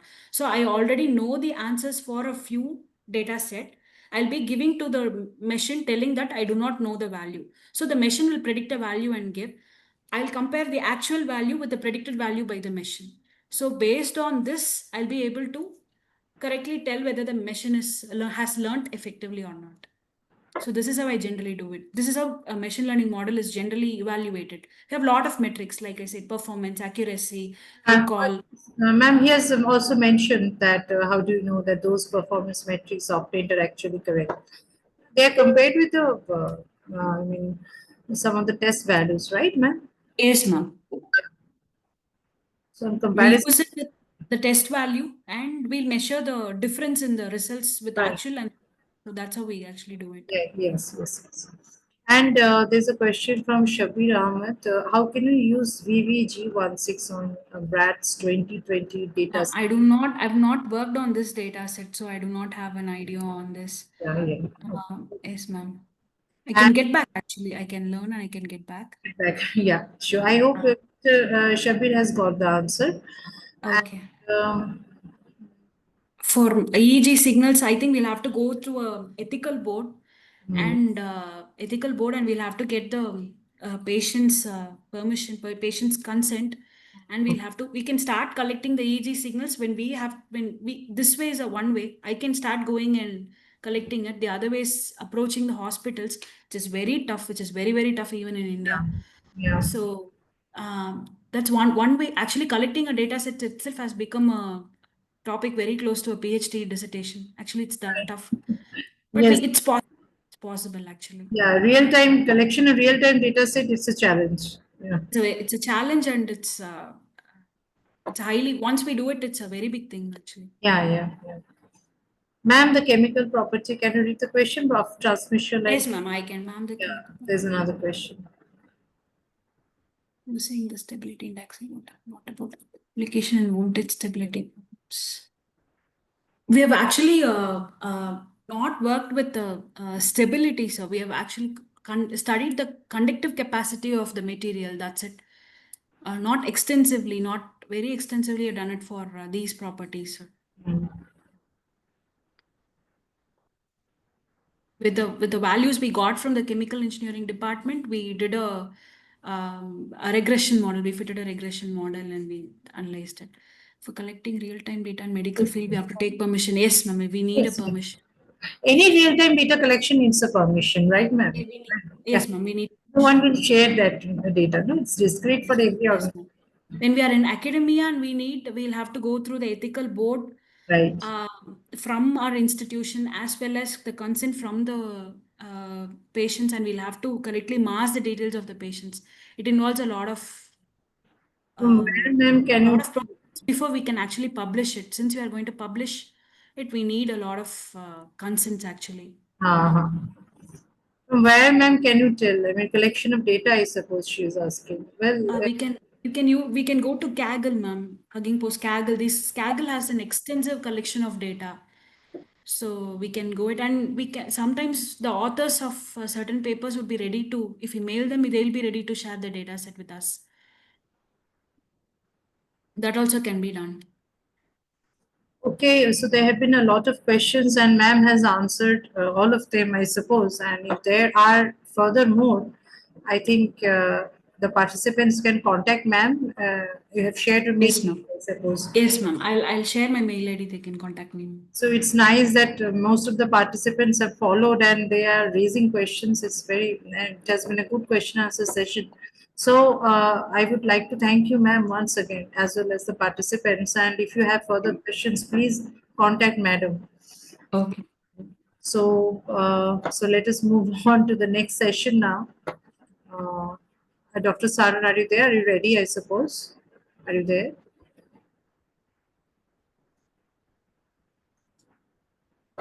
Our next speaker is Dr. Saran Kumar. Yes, I'm available. Yeah, okay. So I would have the privilege to introduce you to the participants. And Dr. Saran, he's presently the assistant professor at Coimbatore Institute of Technology, and he has obtained his PhD in Information and Communication Engineering from PSG College of Technology, Coimbatore. His educational background includes a master's degree in computer science and engineering from Kumaraguru College of Technology, Coimbatore, an MBA degree in human resources from Bharatiya University, Coimbatore. He has completed his bachelor's degree in information technology at Coimbatore Institute of Technology. With 8 years of experience, he has developed expertise in both teaching and research. He has an extensive academic record with over 10 papers indexed in Scopus, 4 papers in SCI Index journals, and 5 papers in various international journals. Additionally, he has presented more than 25 research papers at various national and international conferences. His research contributions also include 6 filed patents with 3 patents already published. He has completed 15 courses in NPTEL and 5 courses in Coursera. Furthermore, he has actively participated in various faculty development programs, seminars, conferences, at various prestigious institutions, and he has successfully completed 2 funding projects under the Tamil Nadu Council of Science and Technology Student Project Scheme. So now the platform is yours, Dr. Saran. Thank you, ma'am. Thank you for the wonderful introduction. Thank you so much. Is my voice is audible, ma'am? Pardon, sir? Is my voice is audible, ma'am? Yes, you are completely audible and you may start your session. Okay, ma'am. Okay, thank you. Thank you so much.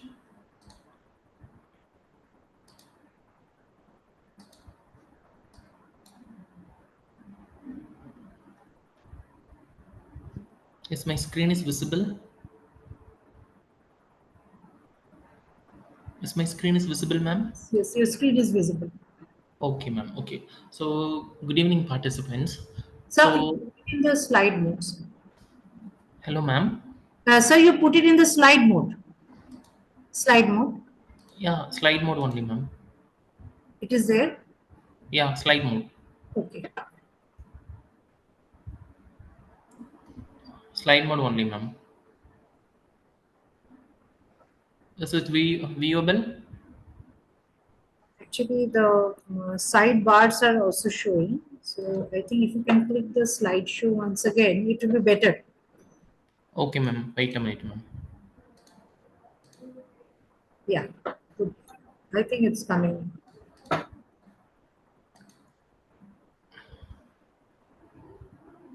Is my screen is visible? Yes, it's visible. Okay. So, good evening, participants.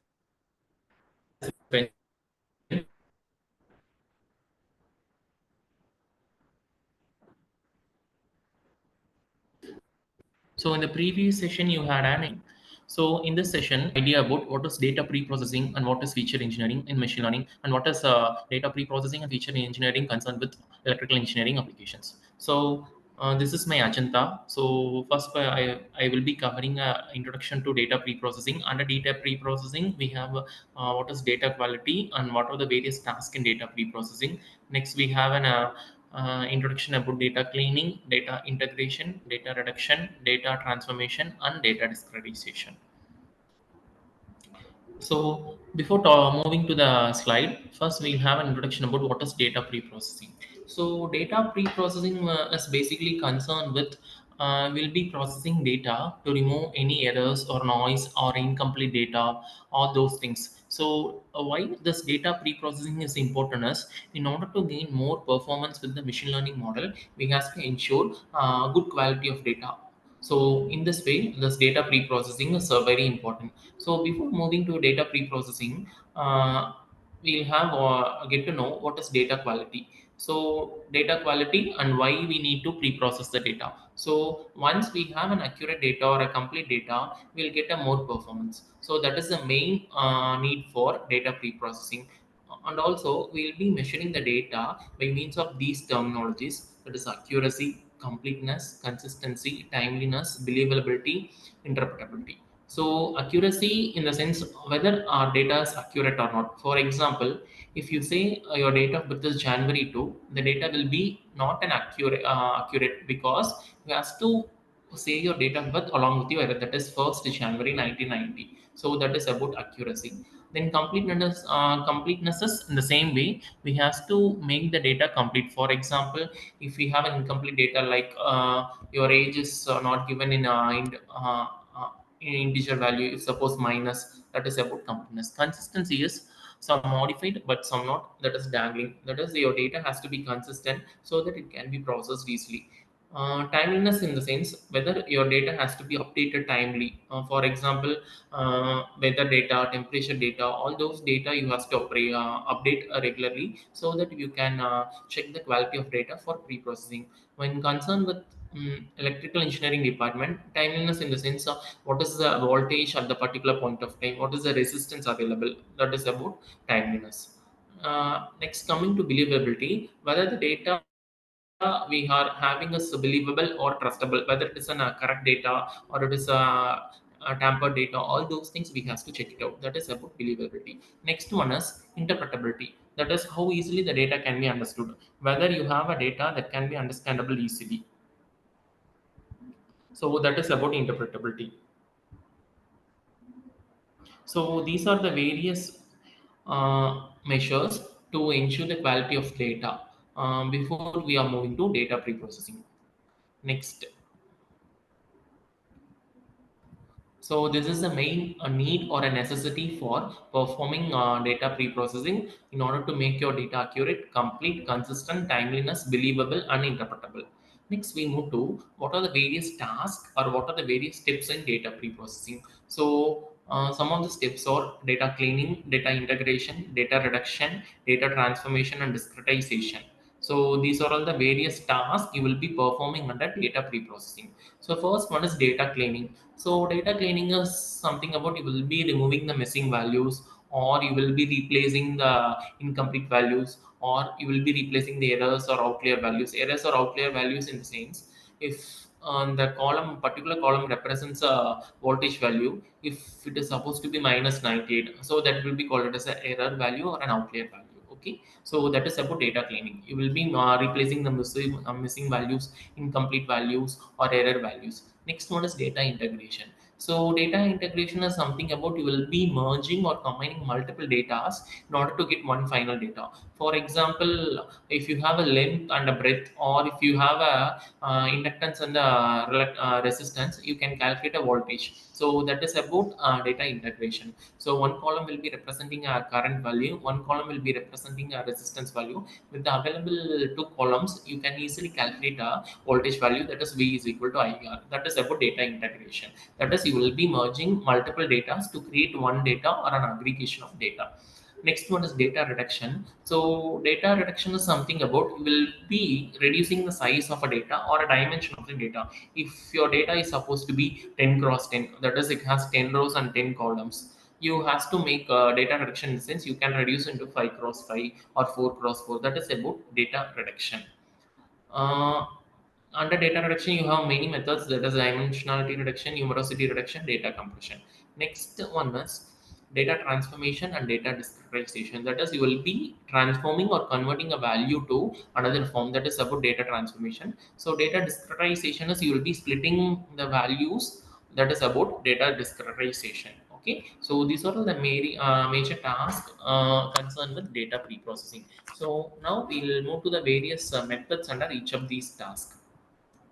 First, we'll move to what is data cleaning. So I have already said data cleaning is something about you will be removing the missing values or incomplete values, or you will be removing the error values. So data in the real world is dirty. That is a lot of incorrect data. For example, when concerned with electrical engineering department, instrument fault or human or computer error, transmission error, all those things are data faults or errors. So you have to make clean all those error values in order to get good performance of a particular machine learning model. So you have to remove the clean the incomplete data, noisy data, inconsistent data, intentional data. So incomplete in the sense occupation is equal to, if it is supposed to be blank, that is about incomplete data, that is lacking of attribute values, lacking of certain attributes of interest, or containing only aggregate data, that is about incomplete.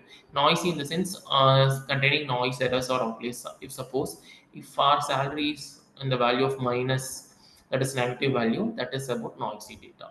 Next one is inconsistent data, containing discrepancies in codes or names. For example, age is equal to 42, birthday is equal to, so birthday is something about which day we has won, but here it has given us something. So if your rating is 1, 2, or 3, now rating is A, B, C. All those will be called as inconsistent data. Next, intentional is distinguished machine data. If suppose you are given your birthday date as January 1, it is about intentional. That is, you have to mention your year of birth also. So this is about uh, data cleaning. First, we'll have what is the incomplete value. That is, data is not always available. The missing data may be due to equipment malfunction, or we will be making some errors during recording, and data not entered due to misunderstanding, or data may be considered important at the time of entry, or not register or changes of data. So all these missing data or error values has to be corrected. So how to handle the missing values? So we can, for some cases, we can ignore that particular value or a particular tuple, or you can fill in the missing values either manually or following some methods. If you need to fill in the values automatically, you can follow a global constant value or attribute mean of the sample belonging to the same class member, or a most probable value. For example, if you need to fill the age of a person which is missing, you can fill the average age. Or if you need to fill some global constant value which is missing, you can put that value. So this is about some ways of handling the missing data. Either you can handle it manually or automatically. Automatically by means of replacing the global constant or attribute mean or a same class. So this is about a first category of data, that is noisy, incomplete data. It is completed. Next one is noisy data. So noisy data in the sense it will be an error or a variance in the measure value. Incorrect attribute values may be due to faulty data collection instruments, data entry problems, transmission technology limitation, inconsistency. So here other problems which is require data cleaning is duplicate records, incomplete data, or inconsistent data. So noisy is somewhat is error or an incomplete value will be called as a noisy data. So next we'll move to what are the methods to handle the noisy data. So we have four different types of methods. First one is binning, regression, clustering, combining human and computer inspection. So binning is nothing but you have different methods, that is smooth by bin mean, smooth by bin median, smooth by bin boundaries. That is, you will be categorizing the given data into multiple bins. That is, you will be grouping the data into 2 or 3 groups, and you will be taking the mean of a value and putting and replacing the missing values. In the second case, you will be taking the median of the value and you will be replacing.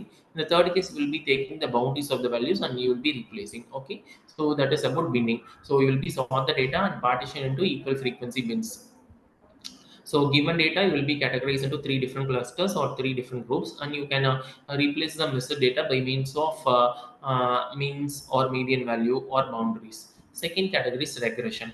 So you will be smoothing by fitting the data into regression functions. So you can use any linear regression function and apply the value, and you can predict the value so that you can replace that predicted value for the missing value. Next one is clustering. That is detect and remove the outliers. So you can cluster the group of data which is similar, and you can remove the missing data. Next one is combined computer and human inspection. That is, you can detect the suspicious values and check by human. That is, deal with possible outliers. Next one is what is data cleaning as a process.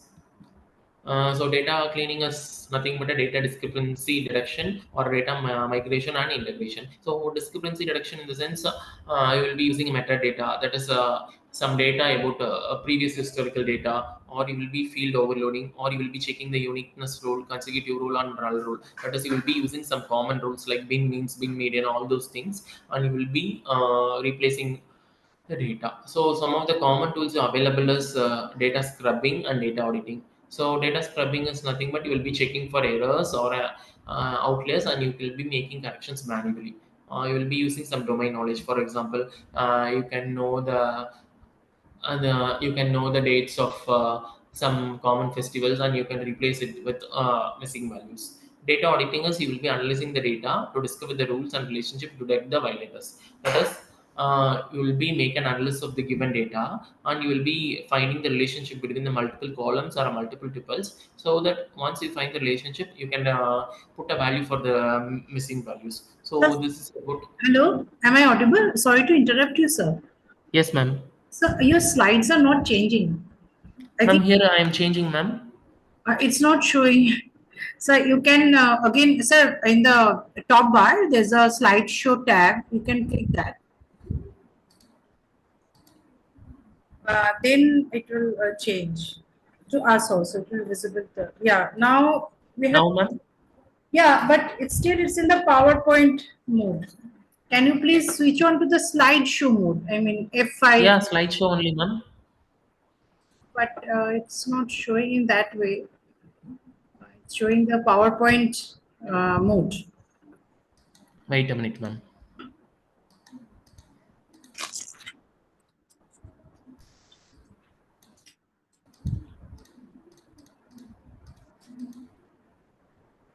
Whether it is viewable, ma'am? No, not yet, sir. It's not yet. But in that case, if, the slides you'll have to change manually. Now the slides are Give us changing. Yeah, screen. but it's not full screen mode. Now, ma'am. No, not Now yet. it is. Now, ma'am. It's not the full screen mode, sir. So, slideshow. Can you just click to the slideshow in the upper tab? It's showing. Can you put Yeah, I have done slideshow only, ma'am. animations? Then you go to the slideshow, sir, and from Yeah, yes. from current slides, or how far have you gone from current slides, sir? In the Yeah, upper yes, ma'am. tab only, not there. The cursor you put it from current slide. So go up, sir. You go up. So you Is it viewable? cursor in the from current slide, sir. Yes, ma'am. Current slide only, ma'am.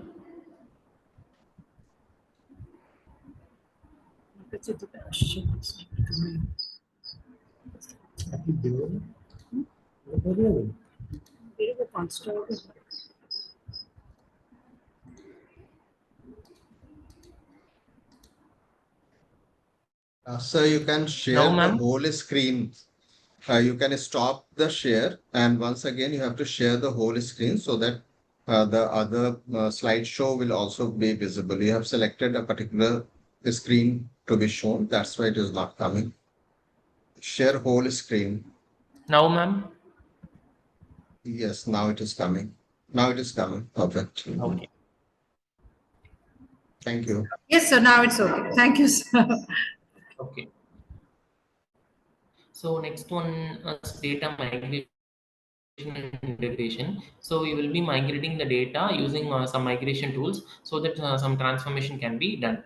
Next, you have one day tool, that is ETL tool, that is extraction, transformation, loading. That is, you will be extracting the data and you will be converting the data into various form by means of transformation techniques. Next, you will be loading the data for processing. So this ETL tool will allow the user to specify the transformation through a graphical user interface. So you have one tool. With available of the tool, you can extract the some required data from the given data, and you can transform the data into various forms, and you can load the data to the users. Next, integration is of two process, iterative and interactive. So iterative in the sense repeatedly will be integrating the given data to come to create one data that is required for processing. So interactive in the sense will be interacting with the user by means of an user interface, and you will be merging the two data that is required for data pre-processing. So this is about data cleaning. So under data cleaning, you have various types, that is incomplete, noisy, inconsistent, and intentional data. Next, we move to the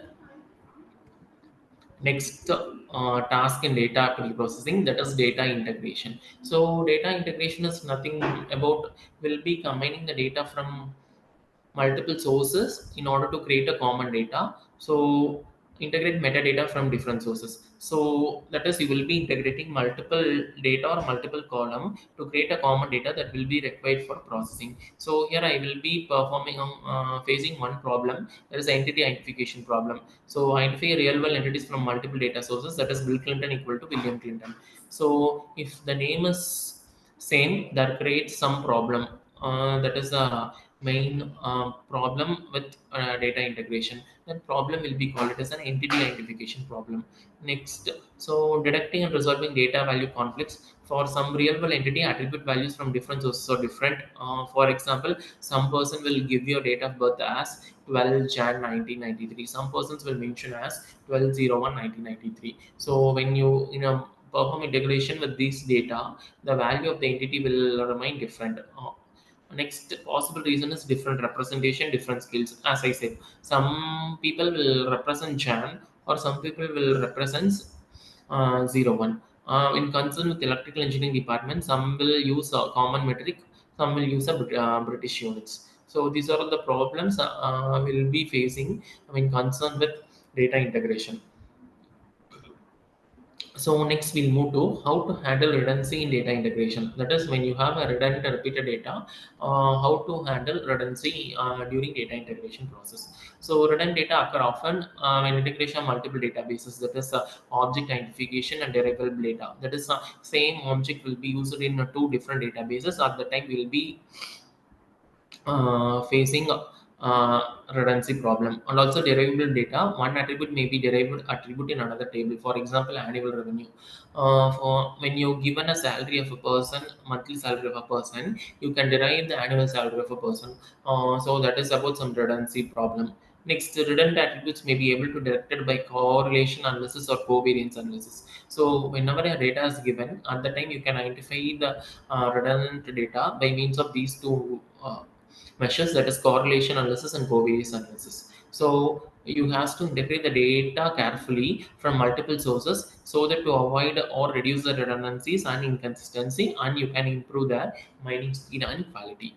So this is about handling data redundancy in data integration.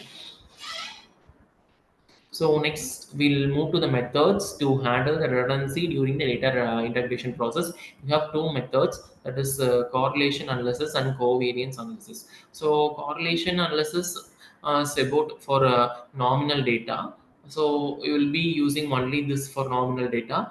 Under correlation analysis, you will be performing chi-square test, that is uh, observed minus expected value divided by observed expected value. So when the larger the value of psi square, the more the variables are related. So we'll be making a relation between the two different variables by means of this psi square test. So the cells that contribute the most to x square value are those that actually count is very different from the expected count.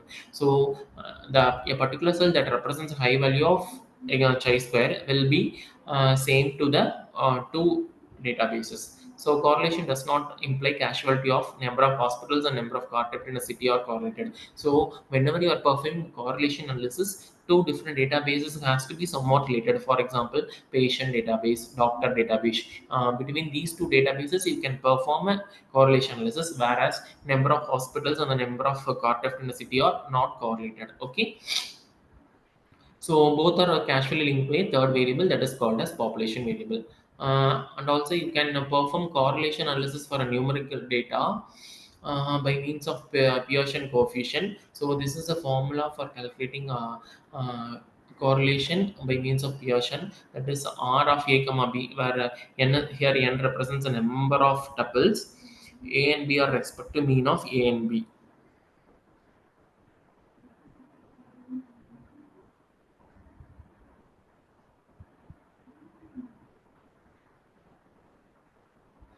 So if a correlation coefficient is greater than 0, A and B are positively correlated. If it is 0, both the variables are independent. If it is negative, the variables are not correlated. So what is about correlation? It is nothing but it measures the relationship between the two objects or two variables. So we can calculate the mean by means of the a dash k is equal to a k minus mean of a divided by standard deviation of a. So b dash k is equal to bk minus mean of b divided by standard deviation of b. So correlation of a comma b is equal to a dash into b dash. So this is about correlation. Next, we'll move to covariance. So covariance will be applicable to numeric data. So here covariance of a comma b is equal to expectation of a minus a bar. A bar denotes the mean of a. B minus b bar. B bar denotes the mean of b. So correlation coefficient R of a comma b is equal to covariance of a comma b divided by sigma a into sigma b. Sigma denotes a standard deviation. So if it is a positive correlation, both the A and B tend to be larger than the expected values. If it is of negative correlation, A is expected than B, and B expected to be larger, and B is expected to be lesser value. If it is independence, means covariance of A comma B is equal to 0. But the converse is not true in this case. So some cases, two random variables will have a covariance of 0, but not are independent; they are dependent to each other.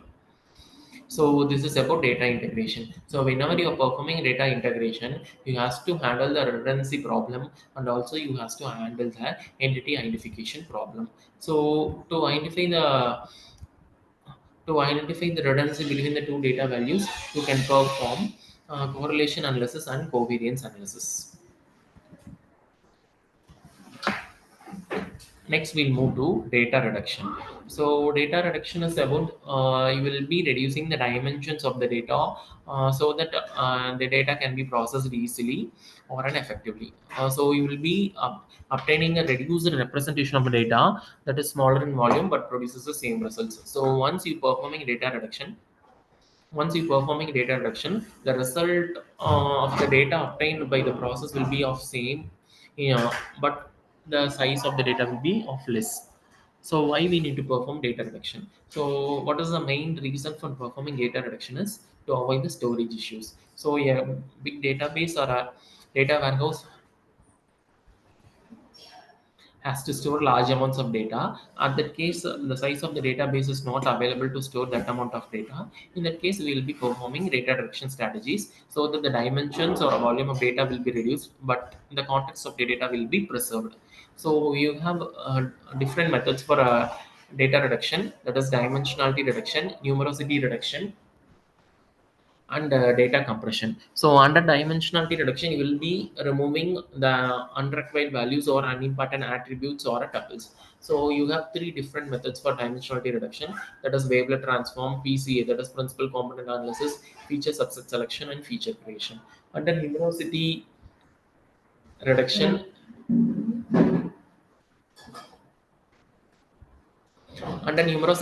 you have three different methods, that is regression, log linear models, histograms and clustering, sampling, and at last you have data cube aggregation.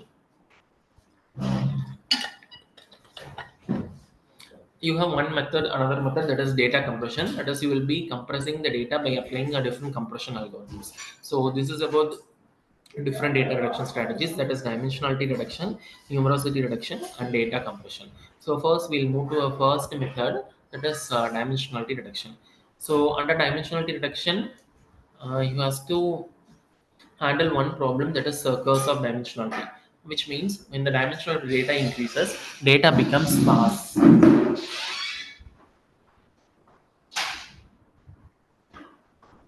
So you have to avoid the curse of dimensionality problem, and you have to make a dimensionality reduction. So the possible combination of subspaces will also grow exponentially in this case. So when the dimension increases, the amount of information we gather from the data reduces. So this dimensionality reduction will help us to eliminate the irrelevant features and noisy values, and also it will be reduce the time and space used in data mining and machine learning process, and also this dimensionality reduction will allow for easier visualization of data. Next, we have dimensionality reduction techniques, that is wavelet transform, PCE, supervised and nonlinear techniques.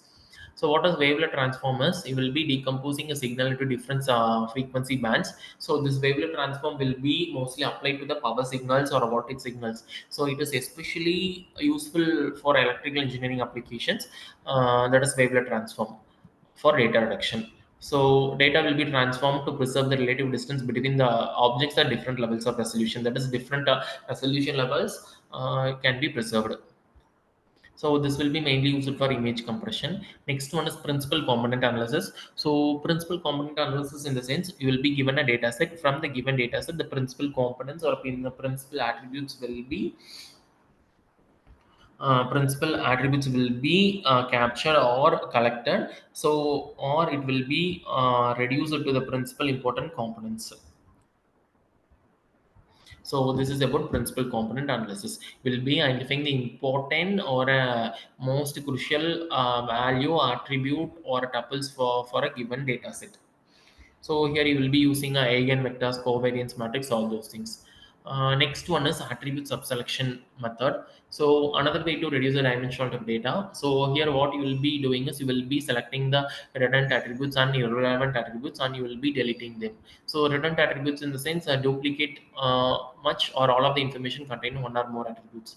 Irrelevant, in the sense, contain no information that is useful for the data mining task at hand. So you will be omitting or deleting the repeated attributes.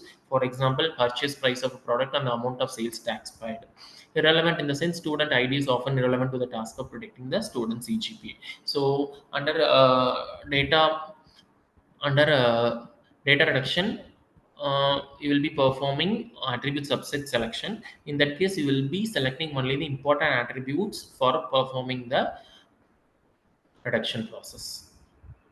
Next one is feature generation. So what you will be doing is you will be creating a new attributes or a new feature that can capture the important information dataset more effectively than the original ones. For example, if we need to calculate the retirement age of a particular person, and if you are supposed to have an date of birth, in that case you will be eliminating that particular attribute, and you can calculate the new attribute that is called as age. So that is about feature generation. So you will be given one feature. With that feature you can calculate the another feature that is most important for a machine learning task.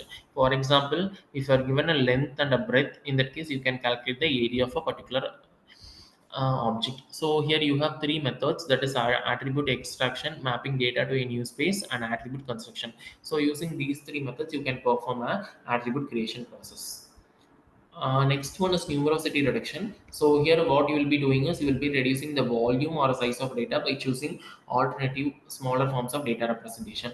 Here you have two different methods, that is parametric methods and non-parametric methods. So parametric methods, in the sense, you will be using regression.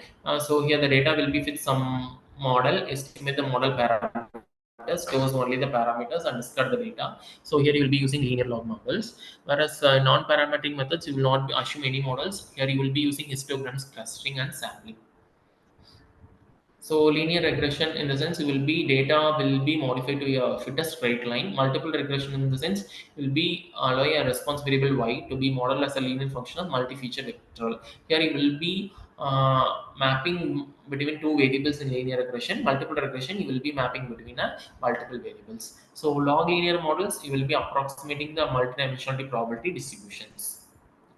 Next one is regression analysis. So what is regression analysis is, will be finding the relationship between the dependent variable and one of the independent variable. So here, once you find the relationship between the variables, you will be drawing a line of best fit. So here I have x-axis and y-axis. That particular line will be called as a line of best fit, that is y is equal to x plus 1. So it matches most of the data points. So here you will be using a least square method to perform the analysis.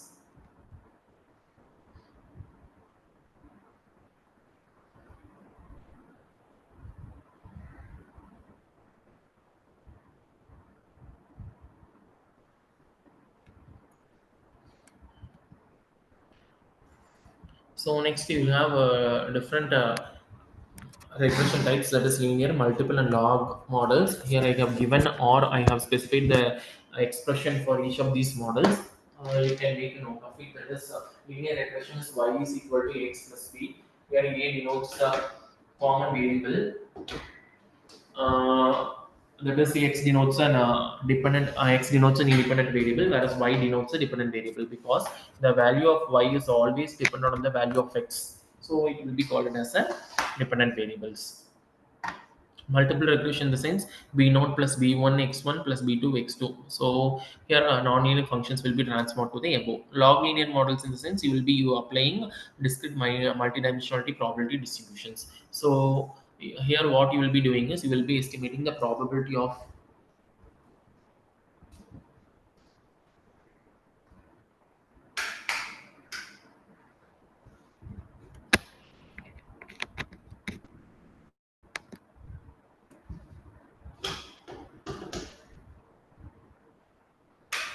So here what you will be doing is probability of each point in a multidimensional space for a set of discretized attributes based on smaller subset of dimensional combinations. So this log linear model is mostly useful for dimensionality reduction data smoothing process. So this is about histogram analysis. So here what you will be doing is here you will be dividing the data into multiple buckets, and you will be storing the average of values in a particular bucket. So you will be categorizing the data into multiple buckets, and you will be finding the average, and you will be representing by means of histogram, that is of bar chart. So here you can categorize into equal width, that is equal bucket range, and equal frequency bucket range.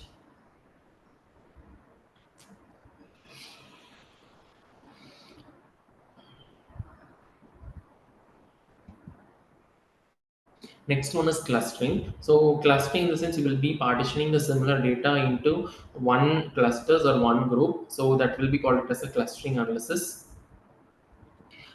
based on similarity or store the representation. If the data is clustered, if it is of very effective if we cluster the similar data, or non-effective if we not cluster the similar data.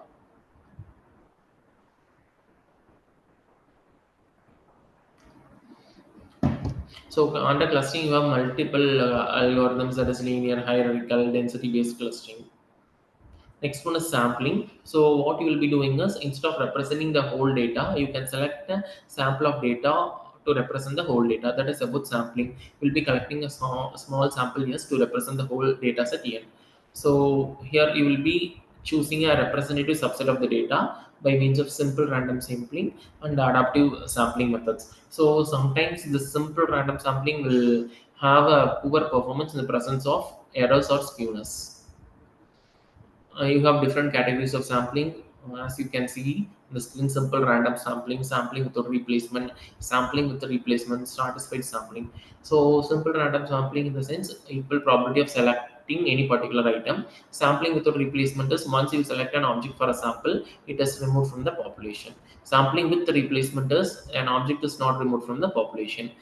Stratified sampling in the sense you will be partitioning the data into different data sets, and you will be draw samples from each of the partitions. Next, you will move to the compression.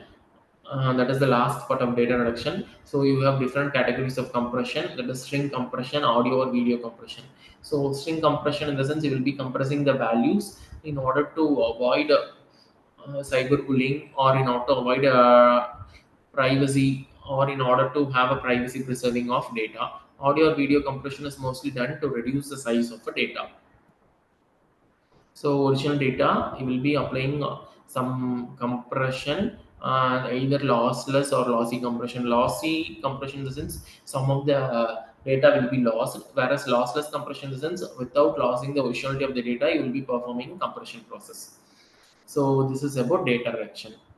So next we move to data transformation and data discretization. So data transformation in the sense you will be using one function that maps an entire set of values of a given attribute to a new replacement values. That is, you will be transforming a data or a given tuple into a new form.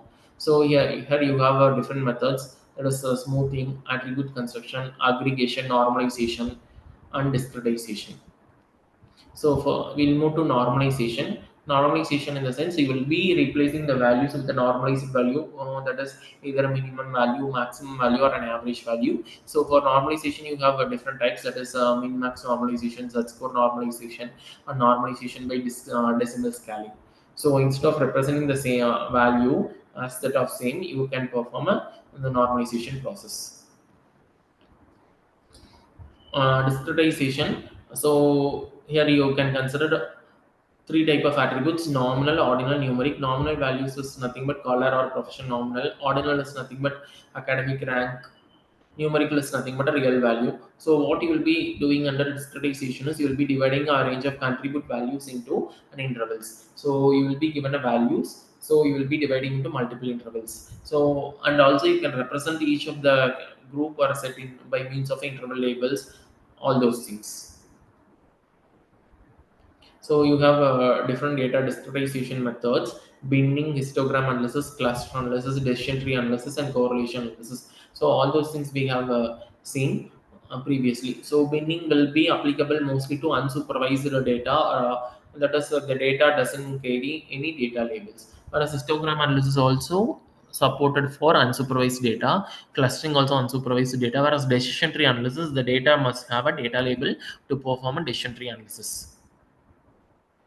So binning in the sense you will be dividing, you will be sorting the data and you will be dividing into multiple groups, and you will be replacing each of the groups by means of a average value or equal with value.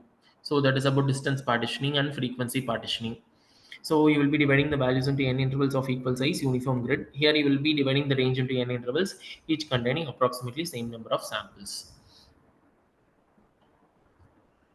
So this is about binning methods of equal frequency, bin means, and bin boundaries. So under bin means, you will be replacing the values by mean of each bins. So here you will be categorizing the given data into 4 bins: 4, 8, 9, 15, 1 bin, 21, 21, 24, 25, 1 bin, 26, 28, 29, 34 into another bin.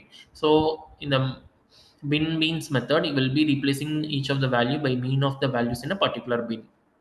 Boundary in the sense you will be replacing the values by means of boundary of the values. If supposed to be 4, 8, 9, 15, the boundary will be 4 and 15. So 4, 4, 4, 15. This is about different categories of binning methods. Bin means, bin boundaries, and equal depth bins.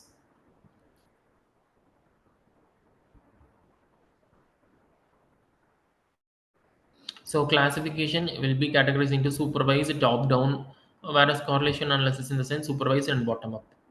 So concept hierarchy generation in the sense you will be representing the values by means of an hierarchy. For example, a person, men and women, men, boys, adult. In that fashion will be hierarchy will facilitate drilling or rolling to granularity. So this is about concept hierarchy. For example, country, state, city, street. This is about concept hierarchy. So you will be representing the values by means of hierarchy so that it will be very useful for processing. So this is about hierarchy, that is country, state, city, and street. So with that, data pre-processing is over. So under data pre-processing, we have seen what is data quality, what is data cleaning, what is data integration, and what is data reduction, data transformation, data discretization. Next, we'll move to feature engineering.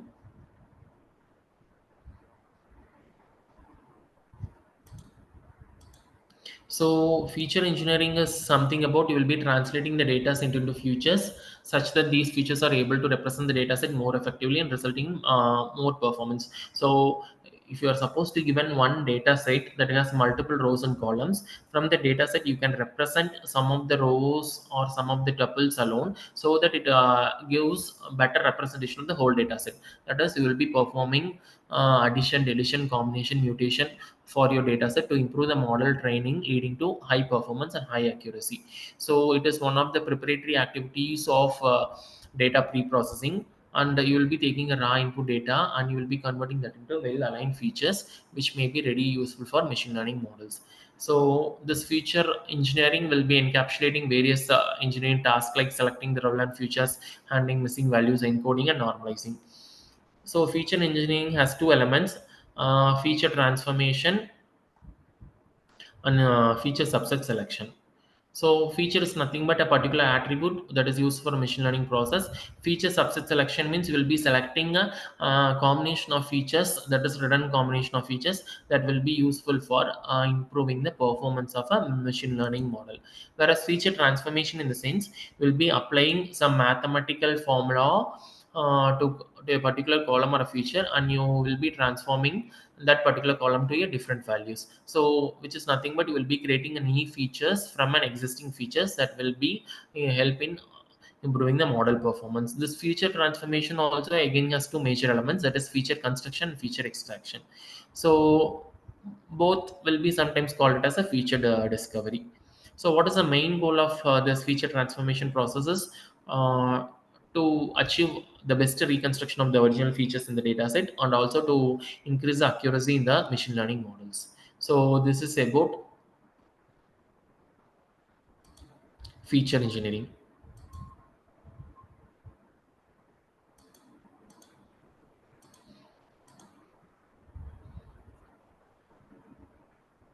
So with this, we have come to the concluding session of this faculty development program. Participants, now you can ask any questions.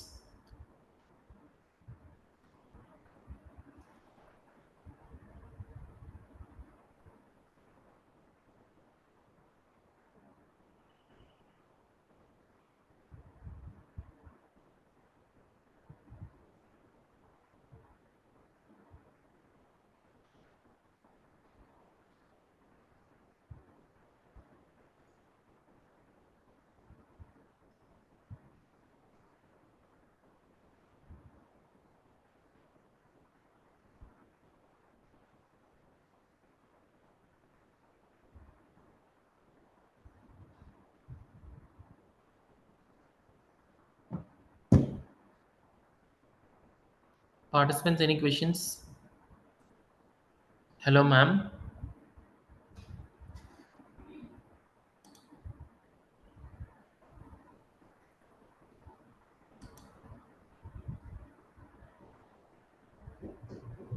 Good evening, sir. No worries, sir. Pressure is good.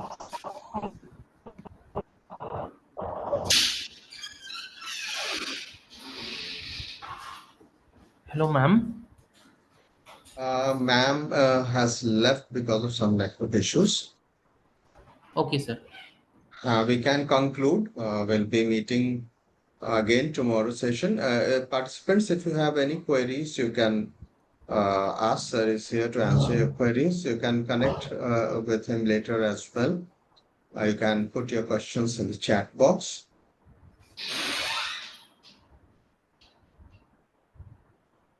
Okay, if you do not have any query, let's conclude for today, and we'll be meeting tomorrow at 3 p.m. again. Try to be present in the house 5 minutes before so that we can start and we can end on time. Thank you very much, sir. Very enlightening session. And we have gained a lot of inputs from your session. It was really very interesting and very informative. Thank you very much, sir. Thank you, sir. Thank you so much, sir. Thank you. And thank you, all participants. Let's meet again tomorrow. Thank you.